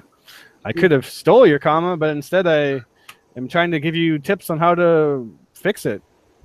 But at the same time, You're the one that threatened me, actually. So, like, if anyone, I probably shouldn't trust you. You're threatening to grab my chest and kill me, and I'm just here trying to help a fellow girl out. And you grabbed my tail. I'm sorry. I didn't know that was offensive. I just seen it. I thought something was on you, some kind of ice snake. I literally thought I was helping you out, but then, to my surprise, it's a Tabaxi. Wow, this far north. And what about you lot? This one doesn't seem to be that taking a kindly to me. What's your name, good sir? And she points to you, Octavius. Points to me? Yeah. Well, I'm just, curious. That's all. You seem very interesting. Maybe somebody I can learn some things off of this city. I don't know how interesting of a person I am. I'm a homeless girl on the streets of Bryn Standards, down on her luck. But if I can help you, I can help you. What do you need? Well, you might know where we can find certain people. Maybe people who are good at finding people. Looking for someone, are you? Well, possibly. These kind of things, don't necessarily come cheap. There's a price. I'm definitely willing to help, but a girl is a bit down on her luck, and she starts to I mean, money. Pay me. Well, what do you need to know? Money. So, what about you, Warren? Anything you want to know? Now, interestingly enough, if you guys, no one actually did check their inventory, so you would notice that all your gold is gone. Oh yeah. Whatever robbed you didn't bother taking your silver pieces or your copper pieces. Yep. No, it's gone. I've definitely noticed that. So yeah, you still have your silver and copper on you. It's just the big worthwhile things that whoever took from you. And conveniently enough, Warren, you probably didn't tell anybody this yet, but your inventory has been untouched. You still have all your money. Yeah, so as I'm walking by, I notice that as well. Warren will brush right past this girl. I do not have time for this young lady. Perhaps later we can meet. Check your pockets. Give them the information they need. I'm going to be at the end. He'll just hustle away over towards whatever that place is that has the drinks. Nope. As he tries to walk away past them, the Tabaxi grabs onto the back of his hood and goes, "You're going nowhere, Warren." See him just turn into mist. Appears about 30 feet away and continues to walk away, his finger in the air.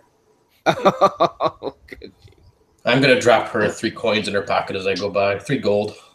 Oh, Jesus Christ. She smiles and calls out, "If you want to see me later tonight, it's going to cost a little more than that." No, that's for the kitty cat. That's just for whatever information they need. She looks at Sunlit, and it seems like you're not very friendly to anybody.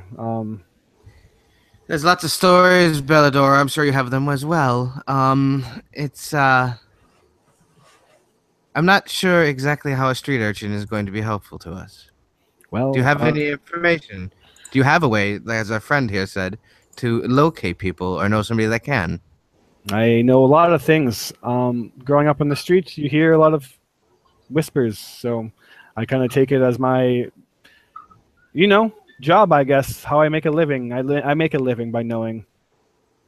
So Well, am I we're gonna going just start dumping free information? I just need to know what you're looking for, and maybe I can help. Well, we need to get to an inn. Calvin Comfort is just right behind you. See, I'm already helping, aren't I? Aren't you? That's exactly where we're trying to go. The I'll even let this one be free. would you be allowed in there? Because you don't, if you're an urchin, they must know you are. Well, yes, I would be allowed as long as I have something to pay with. I'm not allowed to just hang out and free loaf, but So you gave those 3 gold to Bellador or to? Yeah, I just dropped 3 gold in her pocket. Okay, looks Yeah. like I have some funds to drink tonight. wonderful. Isn't she supposed to be giving our stuff back though? Isn't that how this is working? She I didn't imagine- take it. Right? It's at this point No. that Livy also leaves with Warren, and she says that she's going to get some supplies for the pancakes and whatnot, and then she'll meet you guys too at the inn. Also, Calvin Comfort, you guys decide is where you'll meet up, Yeah. and she takes off, Well, leaving. Yeah, I'll go with Meals. that. Lead the way. Seeing that you're a local, you may be able to help us. Where are we going, Calvin Comfort? That's where we're going. All right, right this way. I'll tell you what. The first one can be on me. And she holds up. What was it? 3 gold pieces you gave her? Yeah. Yeah, that's a lot for her. So she's When quite Warren, happy. when Warren gets into this place, I'm assuming he's a little bit ahead of the other, so he'll quickly move up to the counter. Mhm. Whoever's in charge kind of call him over. Yep. And another dwarf who introduces himself as the owner of Calvin Comfort. His name is Ogden Flamebeard, and he has this bright, vibrant red beard, which meets the last name that he has. And he says, "Oh, a southerner, are you? What brings you up here?" A bit of a job, looking for a few people, but got a bit of a problem perhaps you can help me out with. No, usually the only problems I solve are right here. And he pulls up a bottle of liquor. This is my go-to method. It fixes pretty much anything. That's exactly what they need, except not quite that. You point out the window. You see my tall, funny-looking monk friend out there? She's gonna want a drink. And you'll slide over 10 gold. Give her water for the night. Otherwise, she'll just wreck this whole place. She's a bit of a drunk. Trust me on this. I'll pay you more in the morning if need be. But You we do not motherfucker. want to keep her. We met with the sheriff, and he seems like a stern folk. I don't want her getting arrested before we leave. I'm sure the fines to get her out of jail will be much more than what I can pay you. That's beautiful. Yeah. Give me a quick persuasion. You also get inspiration though, because that's fucking evil, but at the same time not. Oh, Persuasion? Yeah. persuasion. I'm going to use my inspiration, and I guess right away. All right. Oh, Oh. really? Well, So what he 11, I says guess. is 10 gold's a lot. If she's looking to spend more than that, then you're out of luck, friend. But Doesn't have that, you jackass, because you let people rob us, you asshole. So, as long as she's not going to spend more than 10 gold, then you got my word. I don't want no trouble.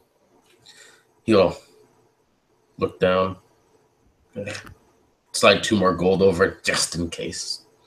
And as the others walk in, he'll quickly, pull out. He'll give each one of you guys 1 gold. Says, go ahead and get your drinks for the night. Enjoy a bit of fun. It's the least I can do, at least for the moment. Why do you This is an still apology. have gold, Warren? Because he didn't take mine. Why would that be?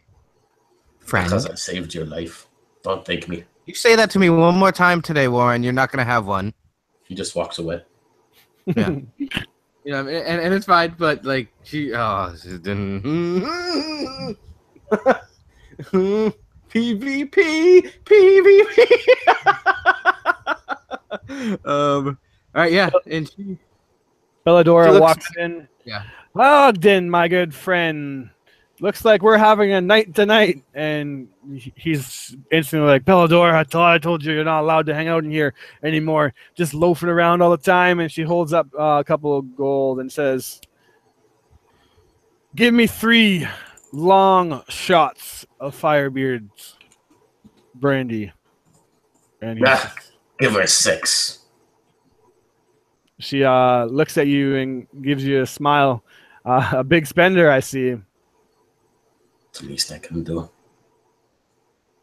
Thank you. Let's have a few words later, if you will, though. And then, yeah, she said, definitely. She'll stop by and come see you. What time are you thinking? You going to take a lady out for dinner? Nah. As soon as you get your drinks, just come here. Oh. Well, can't blame a girl for trying. And she gives you a wink. Understandable. Gets the drinks and quickly pounds 2 of them. And then looks over at Sunny and Octavius. You guys got to try these. They're great. But buy your own. These are mine. And she walks away.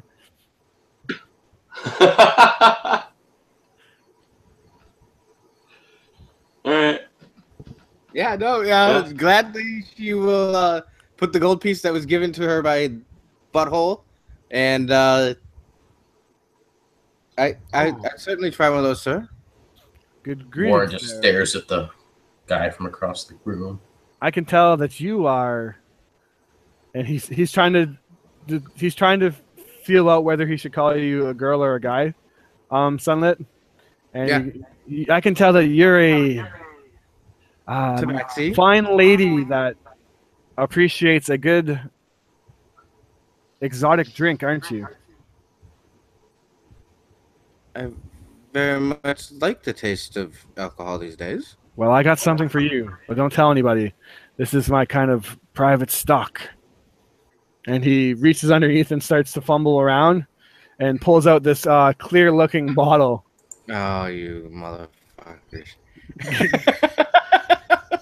Gives Warren Dell like a wink across, but does so maybe like it's like he's winking at you instead, and he pours you a glass.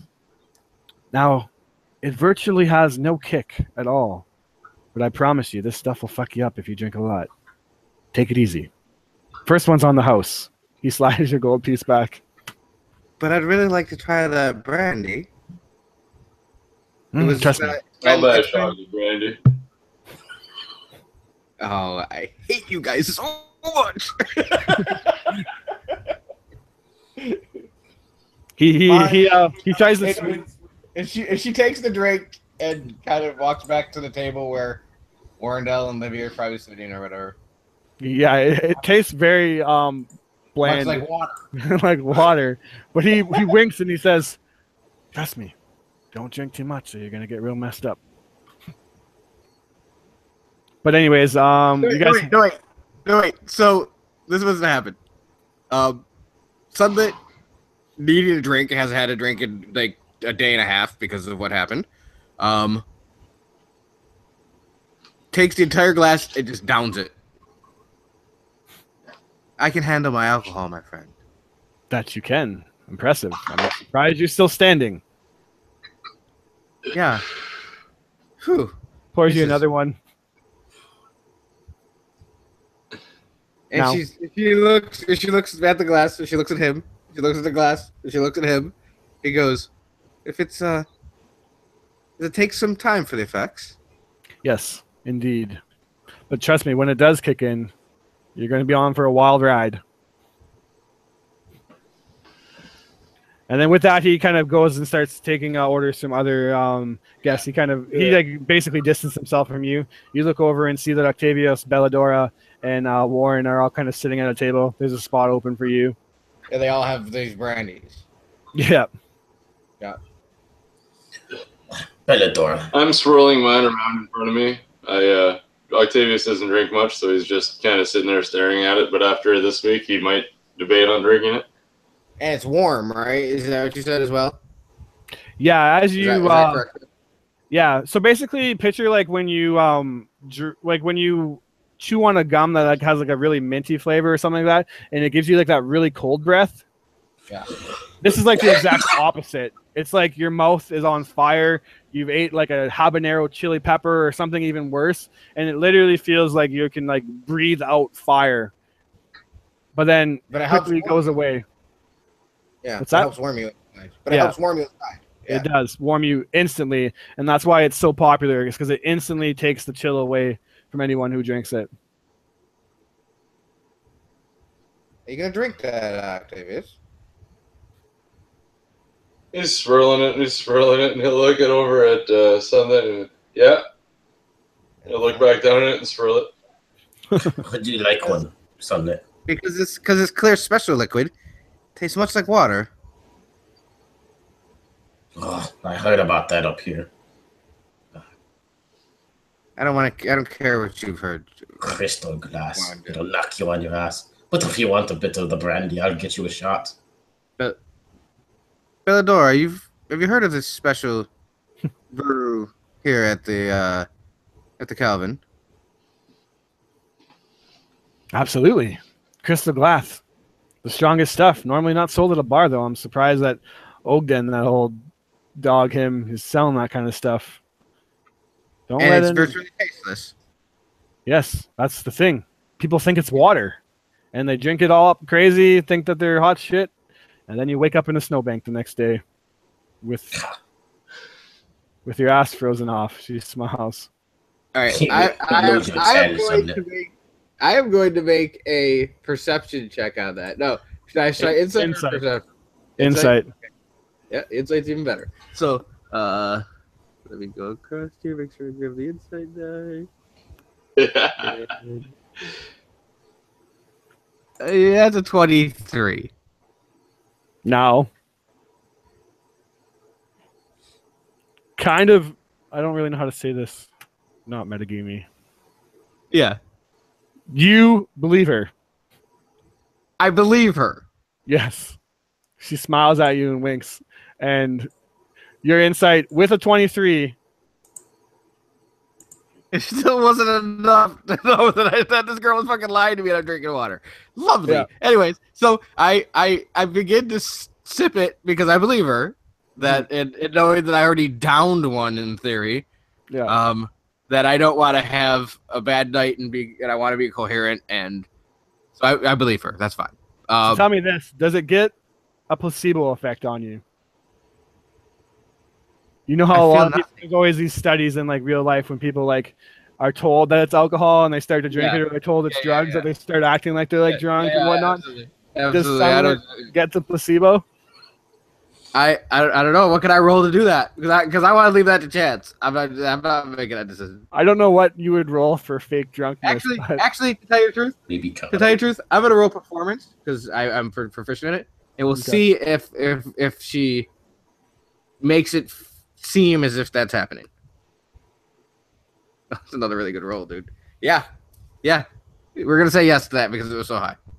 Beautiful. That she feels as if she has had an alcoholic drink. It has cured the headache, the shake that she has a little bit, and she feels like $1 million. Yeah. Yeah. A couple minutes go by, and Belladora's like, so "You're starting to feel it, aren't you? Crystal glass is gonna knock you on your ass." That's what they say around here. Yeah. Well, it's embracing the effects of alcohol or something that I'm whatever, girl. So your friend here, what's your name again, gentlemen? He looks to you, Warrendale. You're the one that's apparently paying, so I guess I do owe you some kind of information here. What do you need to know? You can ask them. They have all the questions. I'm just here to have a drink and get warm. yeah, don't worry. He just lied to you, anyways, girl. And Octavius, And she is. It appears as if sunlit is becoming more sunlit. No, sunlit is definitely becoming more sunny per se. Sunlight is becoming more lit, you mean? Yeah, more lit. And she does her little blink thing that she does when she gets a little intoxicated. Would you tell the girl about the man we're looking for? I don't really. You were the one that got all that information. And yeah, Octavius would, without saying, he would hesitate actually, and he would look to Warrendale, and he would look to Sunlit, and then he would look at Sunlit, and he would see what was going on in her eyes and how she's starting to sway a little, oddly enough, and he'd look down at the bottle, and he'd just look over to Warren, and he'd shake his head, and he'd look back to Warren and concentrate on Warren and focus on, not drunk Sunlit, and he'd be like, so. When the sheriff didn't answer me the way that I thought he would, I started to wonder if this is a name I should be passing around. You have a point. And she does appear as if she's getting drunk. Like that is a thing that is happening. But again, it's all placebo effect, and she's not. It'd be hilarious because that's coming from over my shoulder because I'm looking at Warren. Yeah, I don't. And she just kind of leans her head on the table. You know what I mean? Like kind of enjoyed it. Kind of over near Octavius because she heard Octavius were kind of buddies. Yeah, tell us. You know what I mean? Like she's playing drunk girl. Like, or it feels like she's drunk girl. You know what I mean? Like. What do you think, Warren? Should we be passing this name around? I don't see why not. We came here for him. We were told to find him. Don't be shy now, boys. You already paid for the services. So yeah, I'd say like whatever the name is. I'd say Artie something. Artie Simber. Yeah. She looks you dead in the eyes and say, "It's not a name that I recognize." Artist Simber. Can you do a perception roll, see if she's lying? Insight. Cool. I'm doing it. I don't know what my modifier is, but I rolled a 19. Give me a second. That's pretty high. But apparently it doesn't mean anything today because, I get a 19 on my 18. Oh my god. You got a +6 to your insight. What is that? 18 plus 6? Yeah. 19 plus 6, 25. 25. All right. So with a 25, it's all backwards days. you can tell that she is holding something back. But Octavius wouldn't push her. Yeah. She just kind of looks at you and gives you that like devilish smile, like you don't like. She's just I don't really know how to explain it other than just look at the picture of this girl, and that's how she's looking at you. You can tell she's lying, basically. Yeah, but like lying about what, you have no clue or why, and even with that 25, you're not even 100% sure that she's lying. Just something seems out of place. Basically, if you've never heard of them, would you know somebody who could possibly find somebody for us? Yeah, there's always the town speaker, Duvessa. We've heard that, girl. Maybe some of your more Now, what you haven't heard, I'm supposing, is that Duvessa's secret lover, and she points over to a female waitress, Jennifer, happens to work here. Now, not too many people know that Duvessa has a significant other. They kind of keep that on the down low. That's probably something that may be a little more interesting to you. I don't know if you're those type of people to kind of hold that over people's head, but... Warren directly sits forward. Really? Mm-hmm. And then you look over across the bar and you see this dark-haired girl that's kind of going around serving people's alcohol.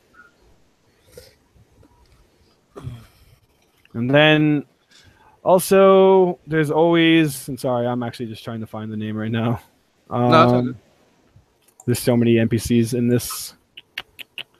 Give me a second. I got to pull up the map. Here it is. There's Myrtle, who owns Geldon's Stag.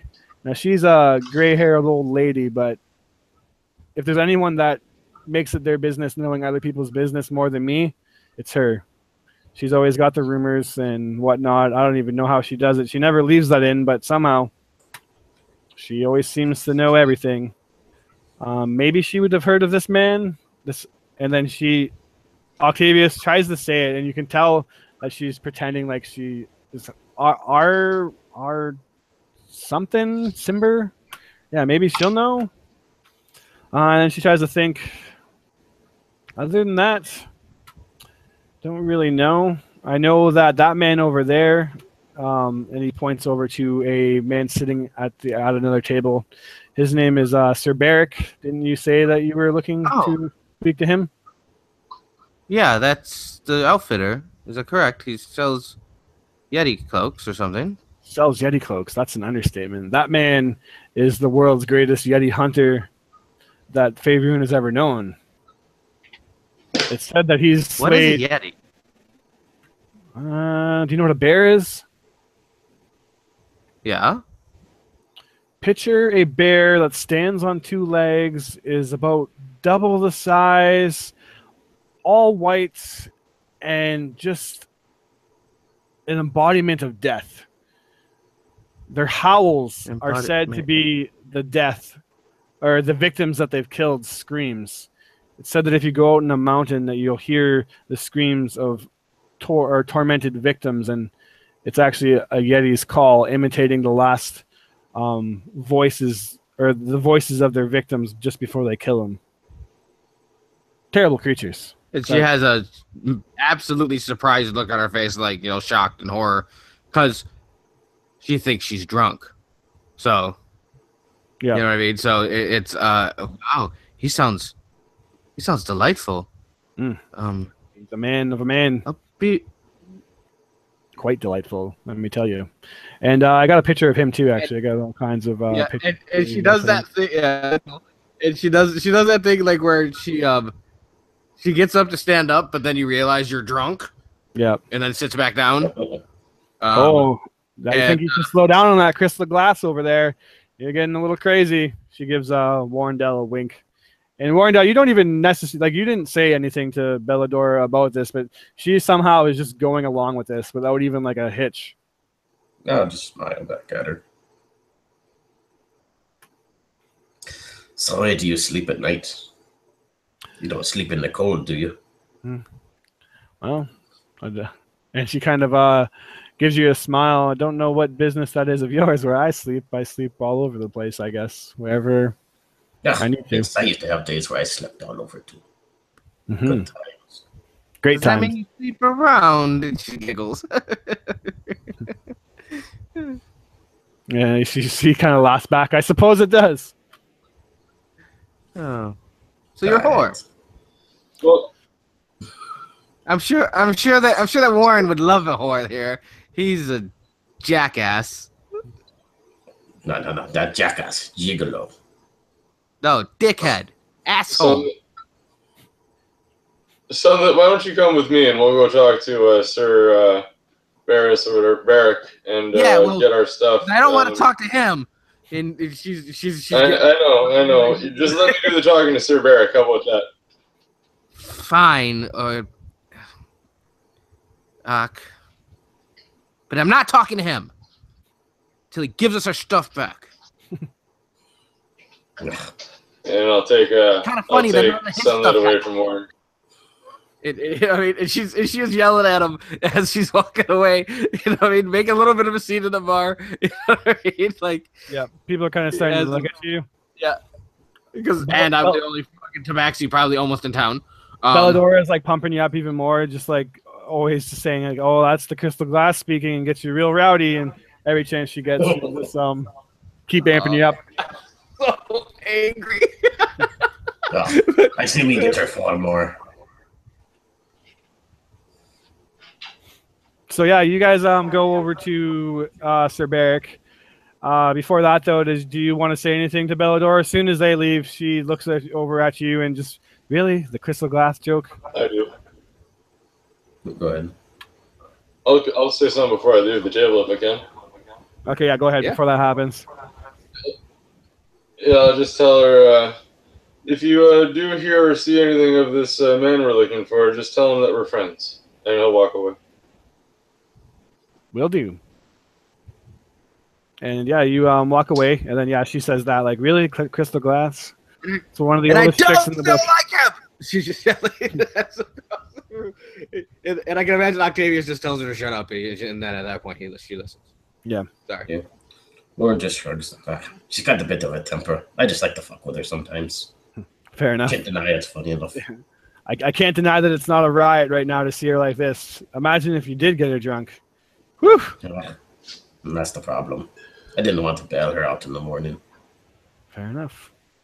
And do you have anything else you want to ask her now that you two are kind of alone at the table? I think they already covered everything. All right.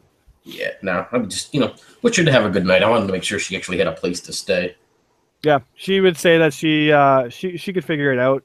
She would make a comment like, I don't need a knight in shining armor to protect me. Ugh, I'm not that anyway. And she was just basically like flirty, like, yeah, you don't look like the type, but obviously I'm always looking for room for more, or like if you're looking for somewhere to stay, she would just say something like that. She would definitely kind of be flirting up with you. And then as that kind of goes on, she would say something along the lines of, if you do find yourself in the temple of the Triad, though, there's an odd priest boy there. You should search him out. He doesn't really seem like the northerner type, kind of like you guys, but that's just rumors. And she smiles at you. Take it for what it is.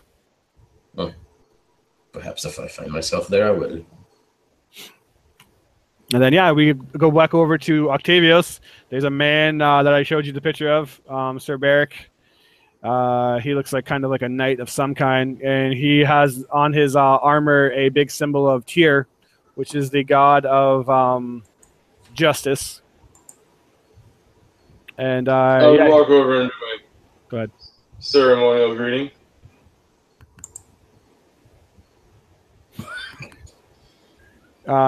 He looks at you and a priest of Ilmater, is it?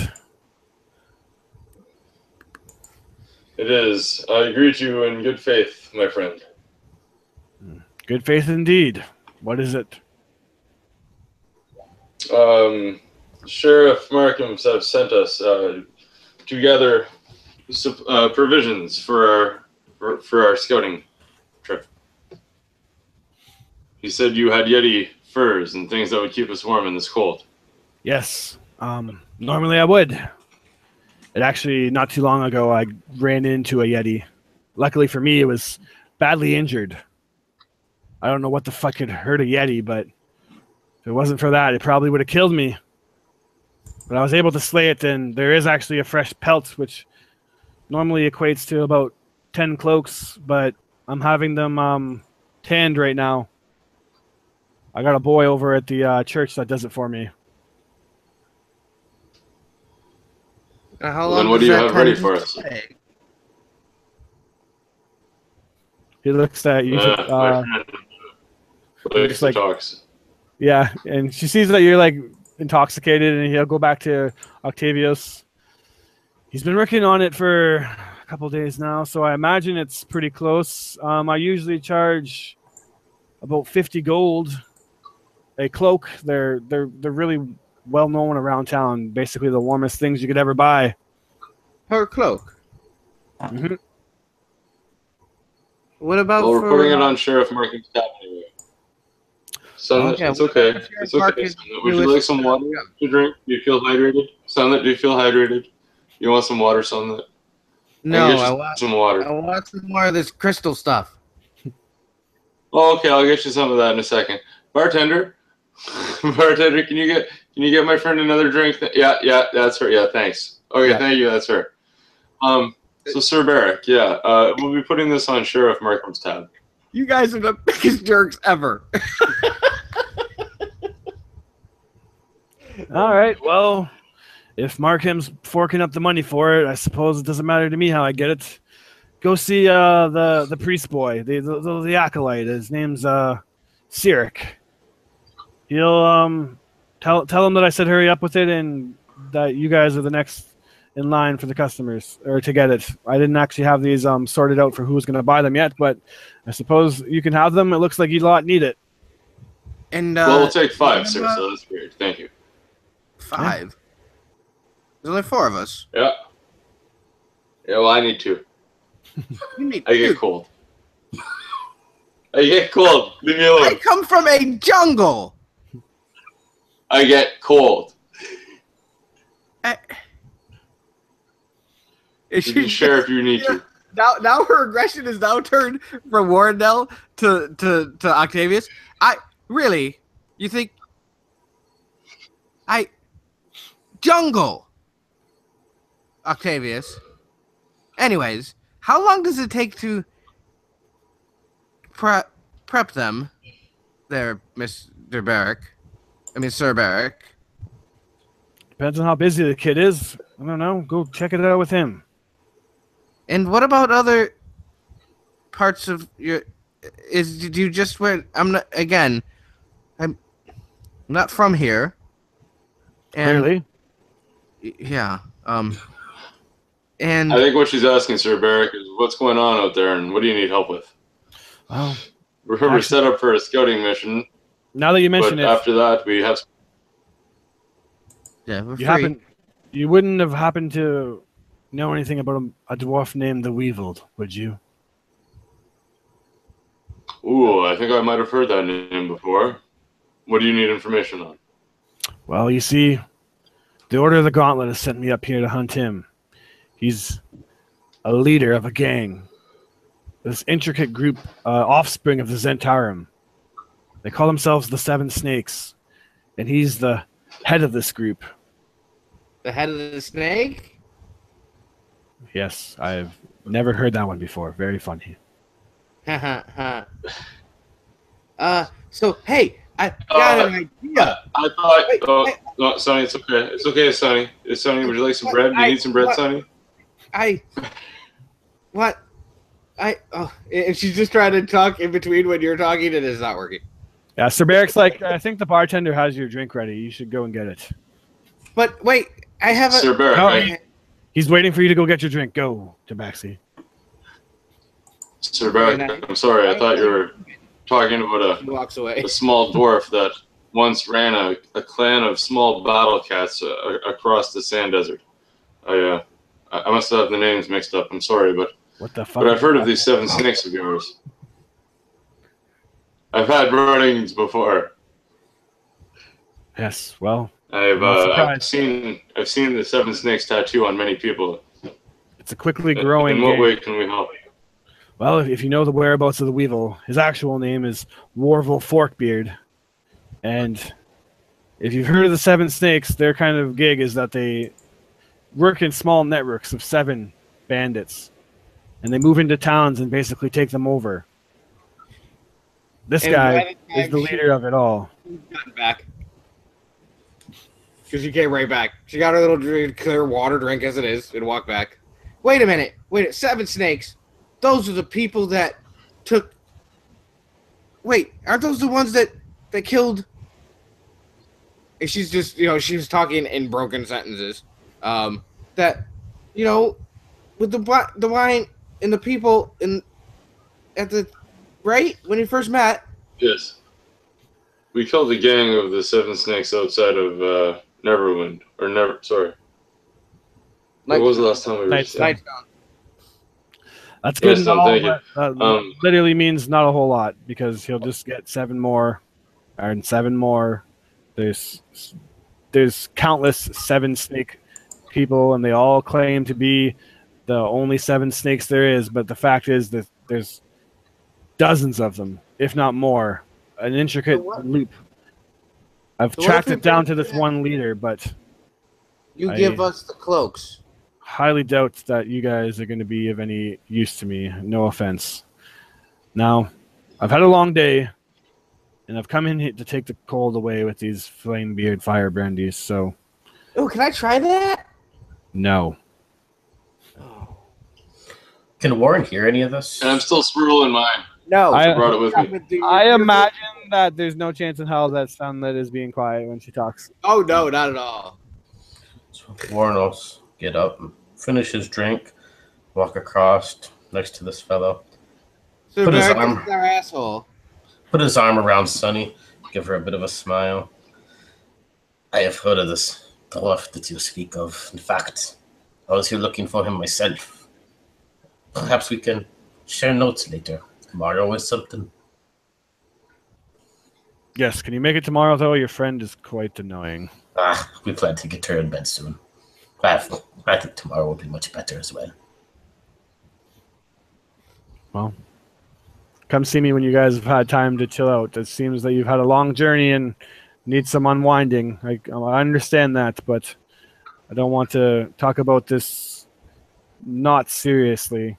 You understand that I've been tracking this dwarf for months. I have a family that I would rather be at home with, yet I'm here in this icy hellhole looking for a I so fucking... agree. I agree. Little bastards everywhere. Cold here. Yeah, Sonny, now he's quiet. like rubbing his temple, and he's just like, "I'm gonna have my drinks. You guys can go See have ya. yours." Peace out. Sonny, come. We need to go have a seat. No, This you is going go. straight to your head.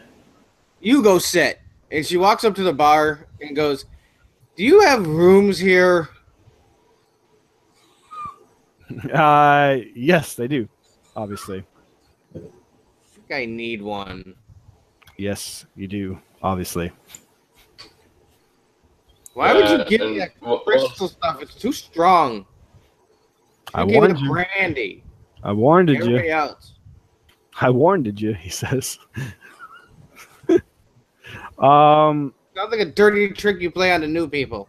8 silver a day or a night. And she takes out like 11 silver because she's not wanting to count it. Just throws it on the bar. What number? 2. Thank you. And she goes up and falls onto the bed, thinking she's drunk, and very fastly falls asleep, like a drunk person would do. Just imagine if we gave her real whiskey. Thank you, my friend. He Oh says my god, no. can you believe it? He says no, thank you. That was yeah, you're right. And Entertaining. How safe is she up there, my friend? with that, you're starting to realize that the evening is kind of quickly approaching, and there is no sign of Livy.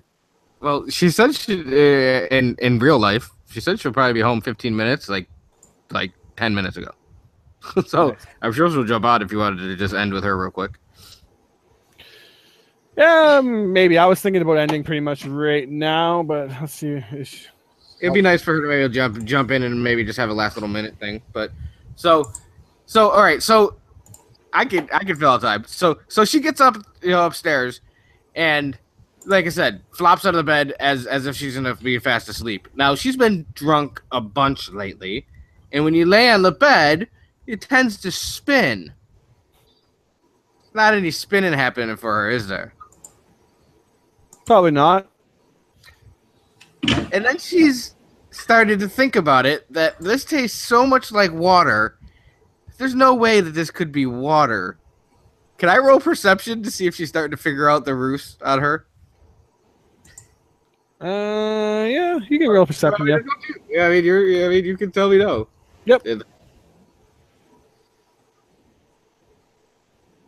All right, we'll try it. I've rolled so good today, it's got to be a bad one eventually. Yeah, there it is. An 11. I don't know. What do you think? I imagine no. Yeah, I would say that she's skeptical, but her attitude did change as it has, in the past when she's gotten rowdy like she did with the dwarves, and as she did, in Nightstone when she's had a revelry with some other people, and so she feels like it could be, but why isn't she feeling the physical effects that she's felt before? Mm-hmm. So she's skeptical of it, but she just kind of throws it off to maybe this is how this alcohol works, and that she'll have a very strong feeling on what that might be in the morning if she has her normal well, she doesn't know what it has a hangover, but she has a hangover. Yep. So, and while you guys, while you call it a night, she goes back to the table, Bellador, and sits down with you two, and says, "Your friend's her weapon's broken. Tell her to go to the Black Iron Blades to get it repaired. He's a really talented blacksmith, and they'll fix it up really good for her." She does seem quite mad at you. What the hell did you do? Me? No, she seems to be the most angry at you. Yeah, she just has a temper. Drinks too much. Gets herself in trouble and I have to bail her out. Then she blames me. I saved her life, you know. Some people just ain't thankful. What brings you Southerners all the way up here just for a man? What's so important about this man? Yeah, I don't think it's really our place to say. Until we find out more information. To be honest, I don't even know. I'm just here to kill people. Well, maybe if I knew more details, I might be able to figure more out. You see, like, a name's not necessarily enough. But if you gave me more of your story, I could help you. We do trust each other, don't we? No. She smiles and says, "Well, that's smart." You can tell Mary to jump on. I'll let you decide what you want to share with her. Yeah, what does Octavius do? He would just say that the man has a story we would like to hear. Yes, story. Well, I guess if you want to be vague, you can be vague. But You thought that was vague? Oh. I mean, you don't think it's vague? She smiles. Whatever, it doesn't matter. Well, if we give you his name and that we want to hear a story, I mean, yeah, I mean, we've got much more to say, I suppose. It's no business of mine. I'm just a girl who knows things, and it's all fun, she says. Anyways, are you done then? Do you have any other questions for me, or should I? You did give me 3 gold. That technically is a lot. I feel like I haven't helped you out very much. What else would you like? I will certainly call upon you if I need more. Don't worry. Okay. You do call me if you need more then. She winks, slams her other 2 Firebeard brandies, lets out a big belch, and sees herself up. My kind of woman. Looks back at you one more time, gives you a wink to the 2 boys, and goes out into the cold. Son is still passed out. Warren, you want to head over to the church? And to pray to your God. We'll go get our fur. Okay, I can do that. I'm a little chilly. There's a young lad there I'm supposed to speak with anyway. We gotta make sure son that's safe, but then we're good. Is Livy still gone, or is Livy actually? I think she just messaged me and asked me if she wants her to jump on. So I'm not sure if she's going to, but we will. We'll give her like till a couple more minutes and then figure it out. But if you guys want to head over to the church, you can check on Sunlight, and I imagine that she's sound asleep. Yep, she's snoring. Like a purring type of thing. Yeah. Mary said she's starting up her computer now. So you come up to Bryn Shander's largest place of worship. It's the only true building in the city that deserves to be called a temple, and it's a very impressive stone temple at that. It actually kind of reminds you of the Temple of Yaktar, Dan, or Octavius, and you kind of get this nostalgic feeling as Mary arrives of the old times that you spent in the Temple of Ilmater, and your time spent with the High Father and all the learning that you did. And as you kind of push open the doors, you see a bunch of small, like priests and clerics and clergymen all kind of going about their days, doing whatever they want. as you guys approach, someone would kind of see to you and just basically give you the rundown of like where the three gods are in the temple, and feel free to pay tribute or prayer to any of them. You're always welcome here in the House of the Triad, as long as justice, courage, and endurance is what you seek. Sounds just like. Is there a way that you know where the servant of Tyr with the Yeti furs are, sir? Servant of Yeti furs. Oh, you must mean Cyric. Yes, that's his name. Yes, he's over there, and he points, and you see a younger-looking guy, kind of like in his maybe late teens. He actually has a pretty plump-looking face. I'll show you a picture of him, and he has this goofy-looking hat on. And yeah, if you're in Fantasygrams, you'd see a picture of him. I don't know if anybody is, but basically these deep brown eyes and kind of shaggy-looking hair, and he's working away at some Yeti furs kind of in the corner. Is it assumed that this is the same person that Belladonna was speaking of? Like, did she describe him in any way for me to know? Or I imagine probably a little more. He said odd looking, and as you look around, kid is kind of standing out as looking rather odd.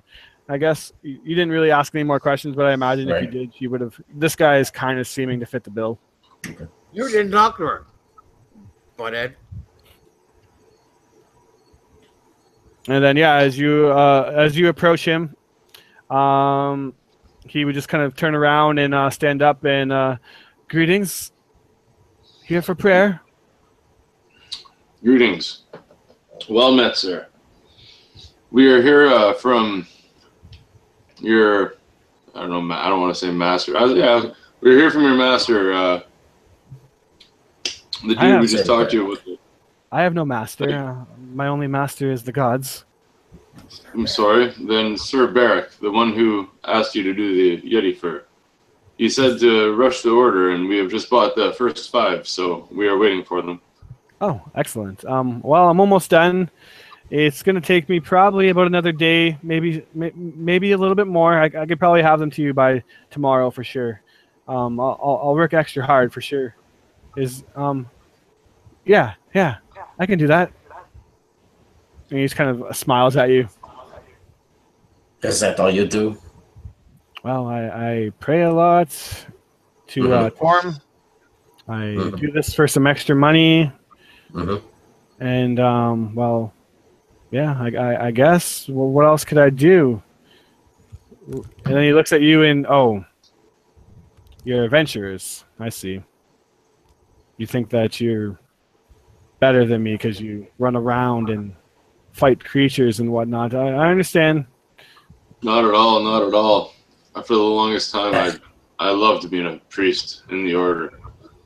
I was forced to go on adventure. I just love to sit and read books all day. He speaks for himself.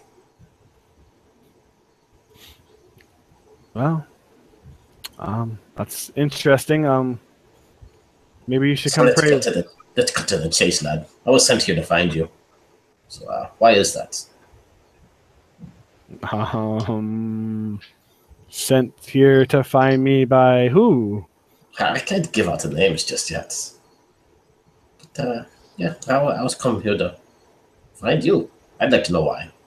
Well, here I am. He holds out his hands. So it seems. And then he just kind of stares at you like expectantly, and it turns into this like awkward showdown. Are you stares hurt? back? No. Oh, no, of course not. I could, but I won't. I don't like to hurt people. That's good. I don't really like to be hurt. I just find it strange that I was sent here to find you, and you don't know why. Perhaps you wronged somebody. Huh? Well, if you could tell me more information, I'd be able to help you. I swear to Torm that I don't lie. I don't believe in lying. Without loyalty and truth, a man is nothing. That is the teachings of Tyr. You seem honest enough. Then You trust this lad, Octavius? Absolutely. Well, Of course I trusted him. well then, a young lady, homeless lady that walks around here. Belladonna? Ah, yes. She told me to find you. That girl is so annoying. She follows me around every time I'm in the streets. Gives me the creeps. Perhaps she likes you. You really think so? Me? Perhaps. I never thought of that. Weird. Just study yourself. Drop a few pounds, get a little shave. I could fix you up. I think I'm too busy praying to have a girlfriend right now. Well, let me hook you up then. But Tomorrow night, you on a date. Tomorrow night is the service. No. I'm supposed to be leading the parade. No. We got a date tomorrow night. I'll bring my lady friend as well. She looks a bit like a cat, but it'll be okay. You are very weird. She says to me. Not good. I'm starting to see why you guys would be friends with Belladora. I'll have the cloaks ready by tomorrow. Why she's telling you to follow me, I don't know. All she ever does is ask me about my father and never leaves me alone. Who's your father? Some asshole. I hate assholes. What's his name? He looks like he doesn't want to tell you. Come on, You also know that being kind of a servant of the god of justice, that he kind of is justice, courage, and all that. That he can't really lie to you in this church. I don't like talking about him. Just some jerk that left me here. Sir, I am a servant of Ilmater. It is my job to help me take your suffering. Please, share with me his name, and revel in the fact that by saying it, you will heal yourself. Well, his name is Artist Simber. Like I said, like an asshole name. he's some adventurer like you, and he couldn't be. He was more interested in going out and saving the world than raising his own son. Although I doubt he ever did that. Once Mom died, he just left. He left me here. He brought me way out into this frigid north, and then he left. He didn't say why. He said it was important. I think it's bullshit. He just couldn't handle the responsibility. Did he even tell you even here? What's that? Sorry? Go ahead, Dan.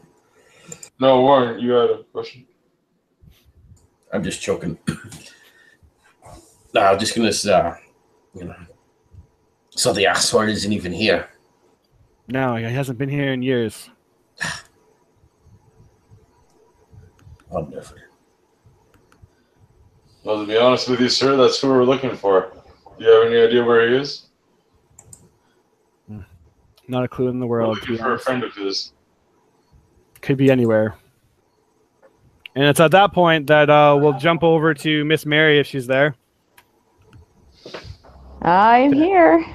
Welcome.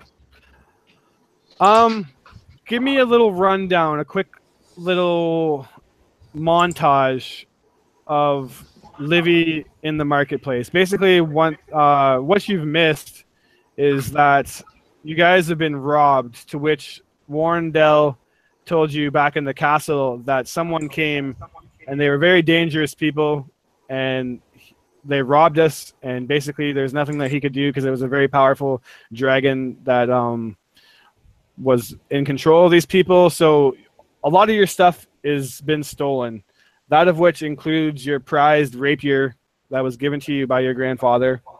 But this led to a very tense kind of showdown between Sunlit and Warrendell. Sunlit is very mad because not only was her prized bottle of wine stolen, but everybody else's stuff was grabbed too. So it's kind of been a very tense day. And you thought it better to go to the marketplace. And that's kind of where we pick up on this little montage. You can go ahead and tell me what she did for the day, but stop before you get to the end. No wait. He forgot to keep you a bit of information. All of the stuff was stolen besides Warrendale stuff. Details. Okay.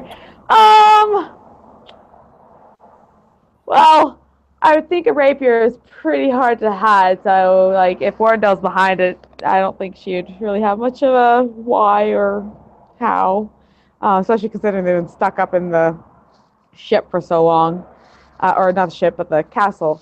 So my thoughts then would be that yeah, she's pretty bummed about that, just like, oh, darn, and so feeling a little kind of glum as she's going through the marketplace. She has the thought that she's going to, like, she has this grocery list. It's like, okay, we gotta get these food items to restock and before and whatnot. And she's kind of looking around and also just kind of curious and like getting a layout of the town. So it's like trying to see if anyone has a map. She noticed like some performers and whatnot, just kind of doing a stunt of sorts where there's people doing like a juggling act and hooping act, and they're just having a merry time and whatnot, and a few musicians just providing music. And so this seems quickly like kind of lifts her spirits and whatnot, and she really enjoys it. There's a person with a dog that's having them do these tricks and whatnot, and just, yeah, there's a crowd and they're enjoying themselves. And by the time like it's over, like the loss of the rapier is like far from her mind. She's just like, wow, that was so exciting, and just goes and kind of meets with these people for a little bit and such, and is able to kind of get pointed in to like where she can like get more of a here's like a little kind of crude map of like, get the core market here, you got noble courts here, you got the god courts over here, whatever. And so she's kind of like, yes, cool, neat. Kind of goes on her way and whatnot. Goes to the market, gets stuff from there, and is like starting to kind of get in the, hey, I probably should start looking for a place for us to stay. Yeah, that's a great idea. Yeah, and you guys agreed upon the Calvin Comfort, it's called. Okay. So you basically spend the entire kind of afternoon enjoying the marketplace. And Bryn Shander's, I guess I should have explained, is absolutely freezing. So probably one of the first things you did was secure some kind of proper clothing, which you talked to a merchant, and you were able to talk him down from a gold, to which you also discovered you didn't have any of. All you have left is your silver. But he gives you a kind of discount cloak, and you have a rather good time in the marketplace and see all the sights. And you're kind of walking back now with a handful of armful of supplies, and you're heading to the Calvin Comfort. And it's when you find yourself kind of exploring and walking down that you realize, I imagine like even like kind of like whistling one of the songs that the street performers were saying, but you realize that you've kind of made your way down an alleyway to which two people kind of step in front of you at the end of it. Hello. Hi. And kind of taking like this.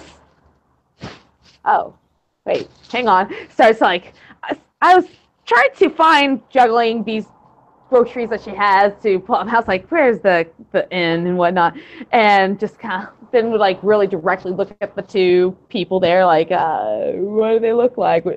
Yeah, I don't they have. basically are giving you this very kind of crude, toothy smile, the two of them, and instantly they look sketchy.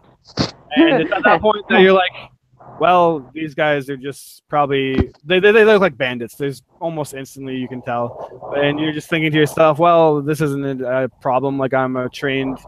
Oh wait. Yeah, she's like calmly setting down things that she's kind of like, I'm looking for starts folding up maps, putting it back in pocket, putting down the other grocery, such and such, and starts tying up hair and whatnot, and it's like, perhaps you can help me, but you see in the alleyway behind you that a couple more figures have kind of cut off your back entry, and a couple of them start stepping forward, and you hear one of them say, "Oi, you hear that? The pretty girl's looking for an inn." and they pull out a dagger and start heading towards you. Why don't we give you some directions? Like, sure thing. You know, you can give really great directions without daggers. Just saying. Just saying. Kind of spits on the ground and says, but I can give you even better directions with this. And they start to head towards you. And I imagine it's at that point that you kind of like, oh, I'll just pull out my rape nope. And yeah, it's like, I only have a rape here. And so I believe I have Chromatic Orb as a spell. She, as well as, no, she doesn't have Fireball. Dang it! But she has Chromatic Orb, so I know she has an offensive spell that she can use. And yeah, as these bandits start to close in on you, you can hear them kind of laughing and mentioning that a pretty southern girl down in these cold parts, maybe we'll have to warm her up or just something like totally creepy and whatnot. And, and she's like, nah, let's just say one thing. You really shouldn't pick on people smaller than you. I promise you. You can walk away and be fine, or you can face the consequences. So, as she's kind of rubbing her hands together, and this flame starts to appear, and it's going to start to coil. Yeah. And she is going to be so ready to launch a nice little chromatic sphere at them. Absolutely. And it's at that point where they kind of laugh and says, "You hear that? She's giving us a chance to surrender, boys. Maybe we should run." And another one says, "No, I don't think we're gonna run. I like the fiery." And they kind of start to close in on you. About 6 of these bandit men. And I think because it's 2 a.m. making lots of acrobatic checks to dodge. Super dodge. It's at this point though that we will close it for the night because I don't want to go any further. Corey, I just got here, guys. Come on. No. Yeah. But yeah, we're gonna shut it down for the night. So thanks for playing, guys, and dealing with the kind of just pure IP of Bryn Shanders. Next session we'll actually get into the root of the stuff once we have the whole group for the entire session, and I promise that there'll be more action next time around. All right. Have a good one. Thanks for making that ending there, though, Mary. I appreciate you stopping in, even if it was kind of like 5 seconds that you got. No worries. Cheers.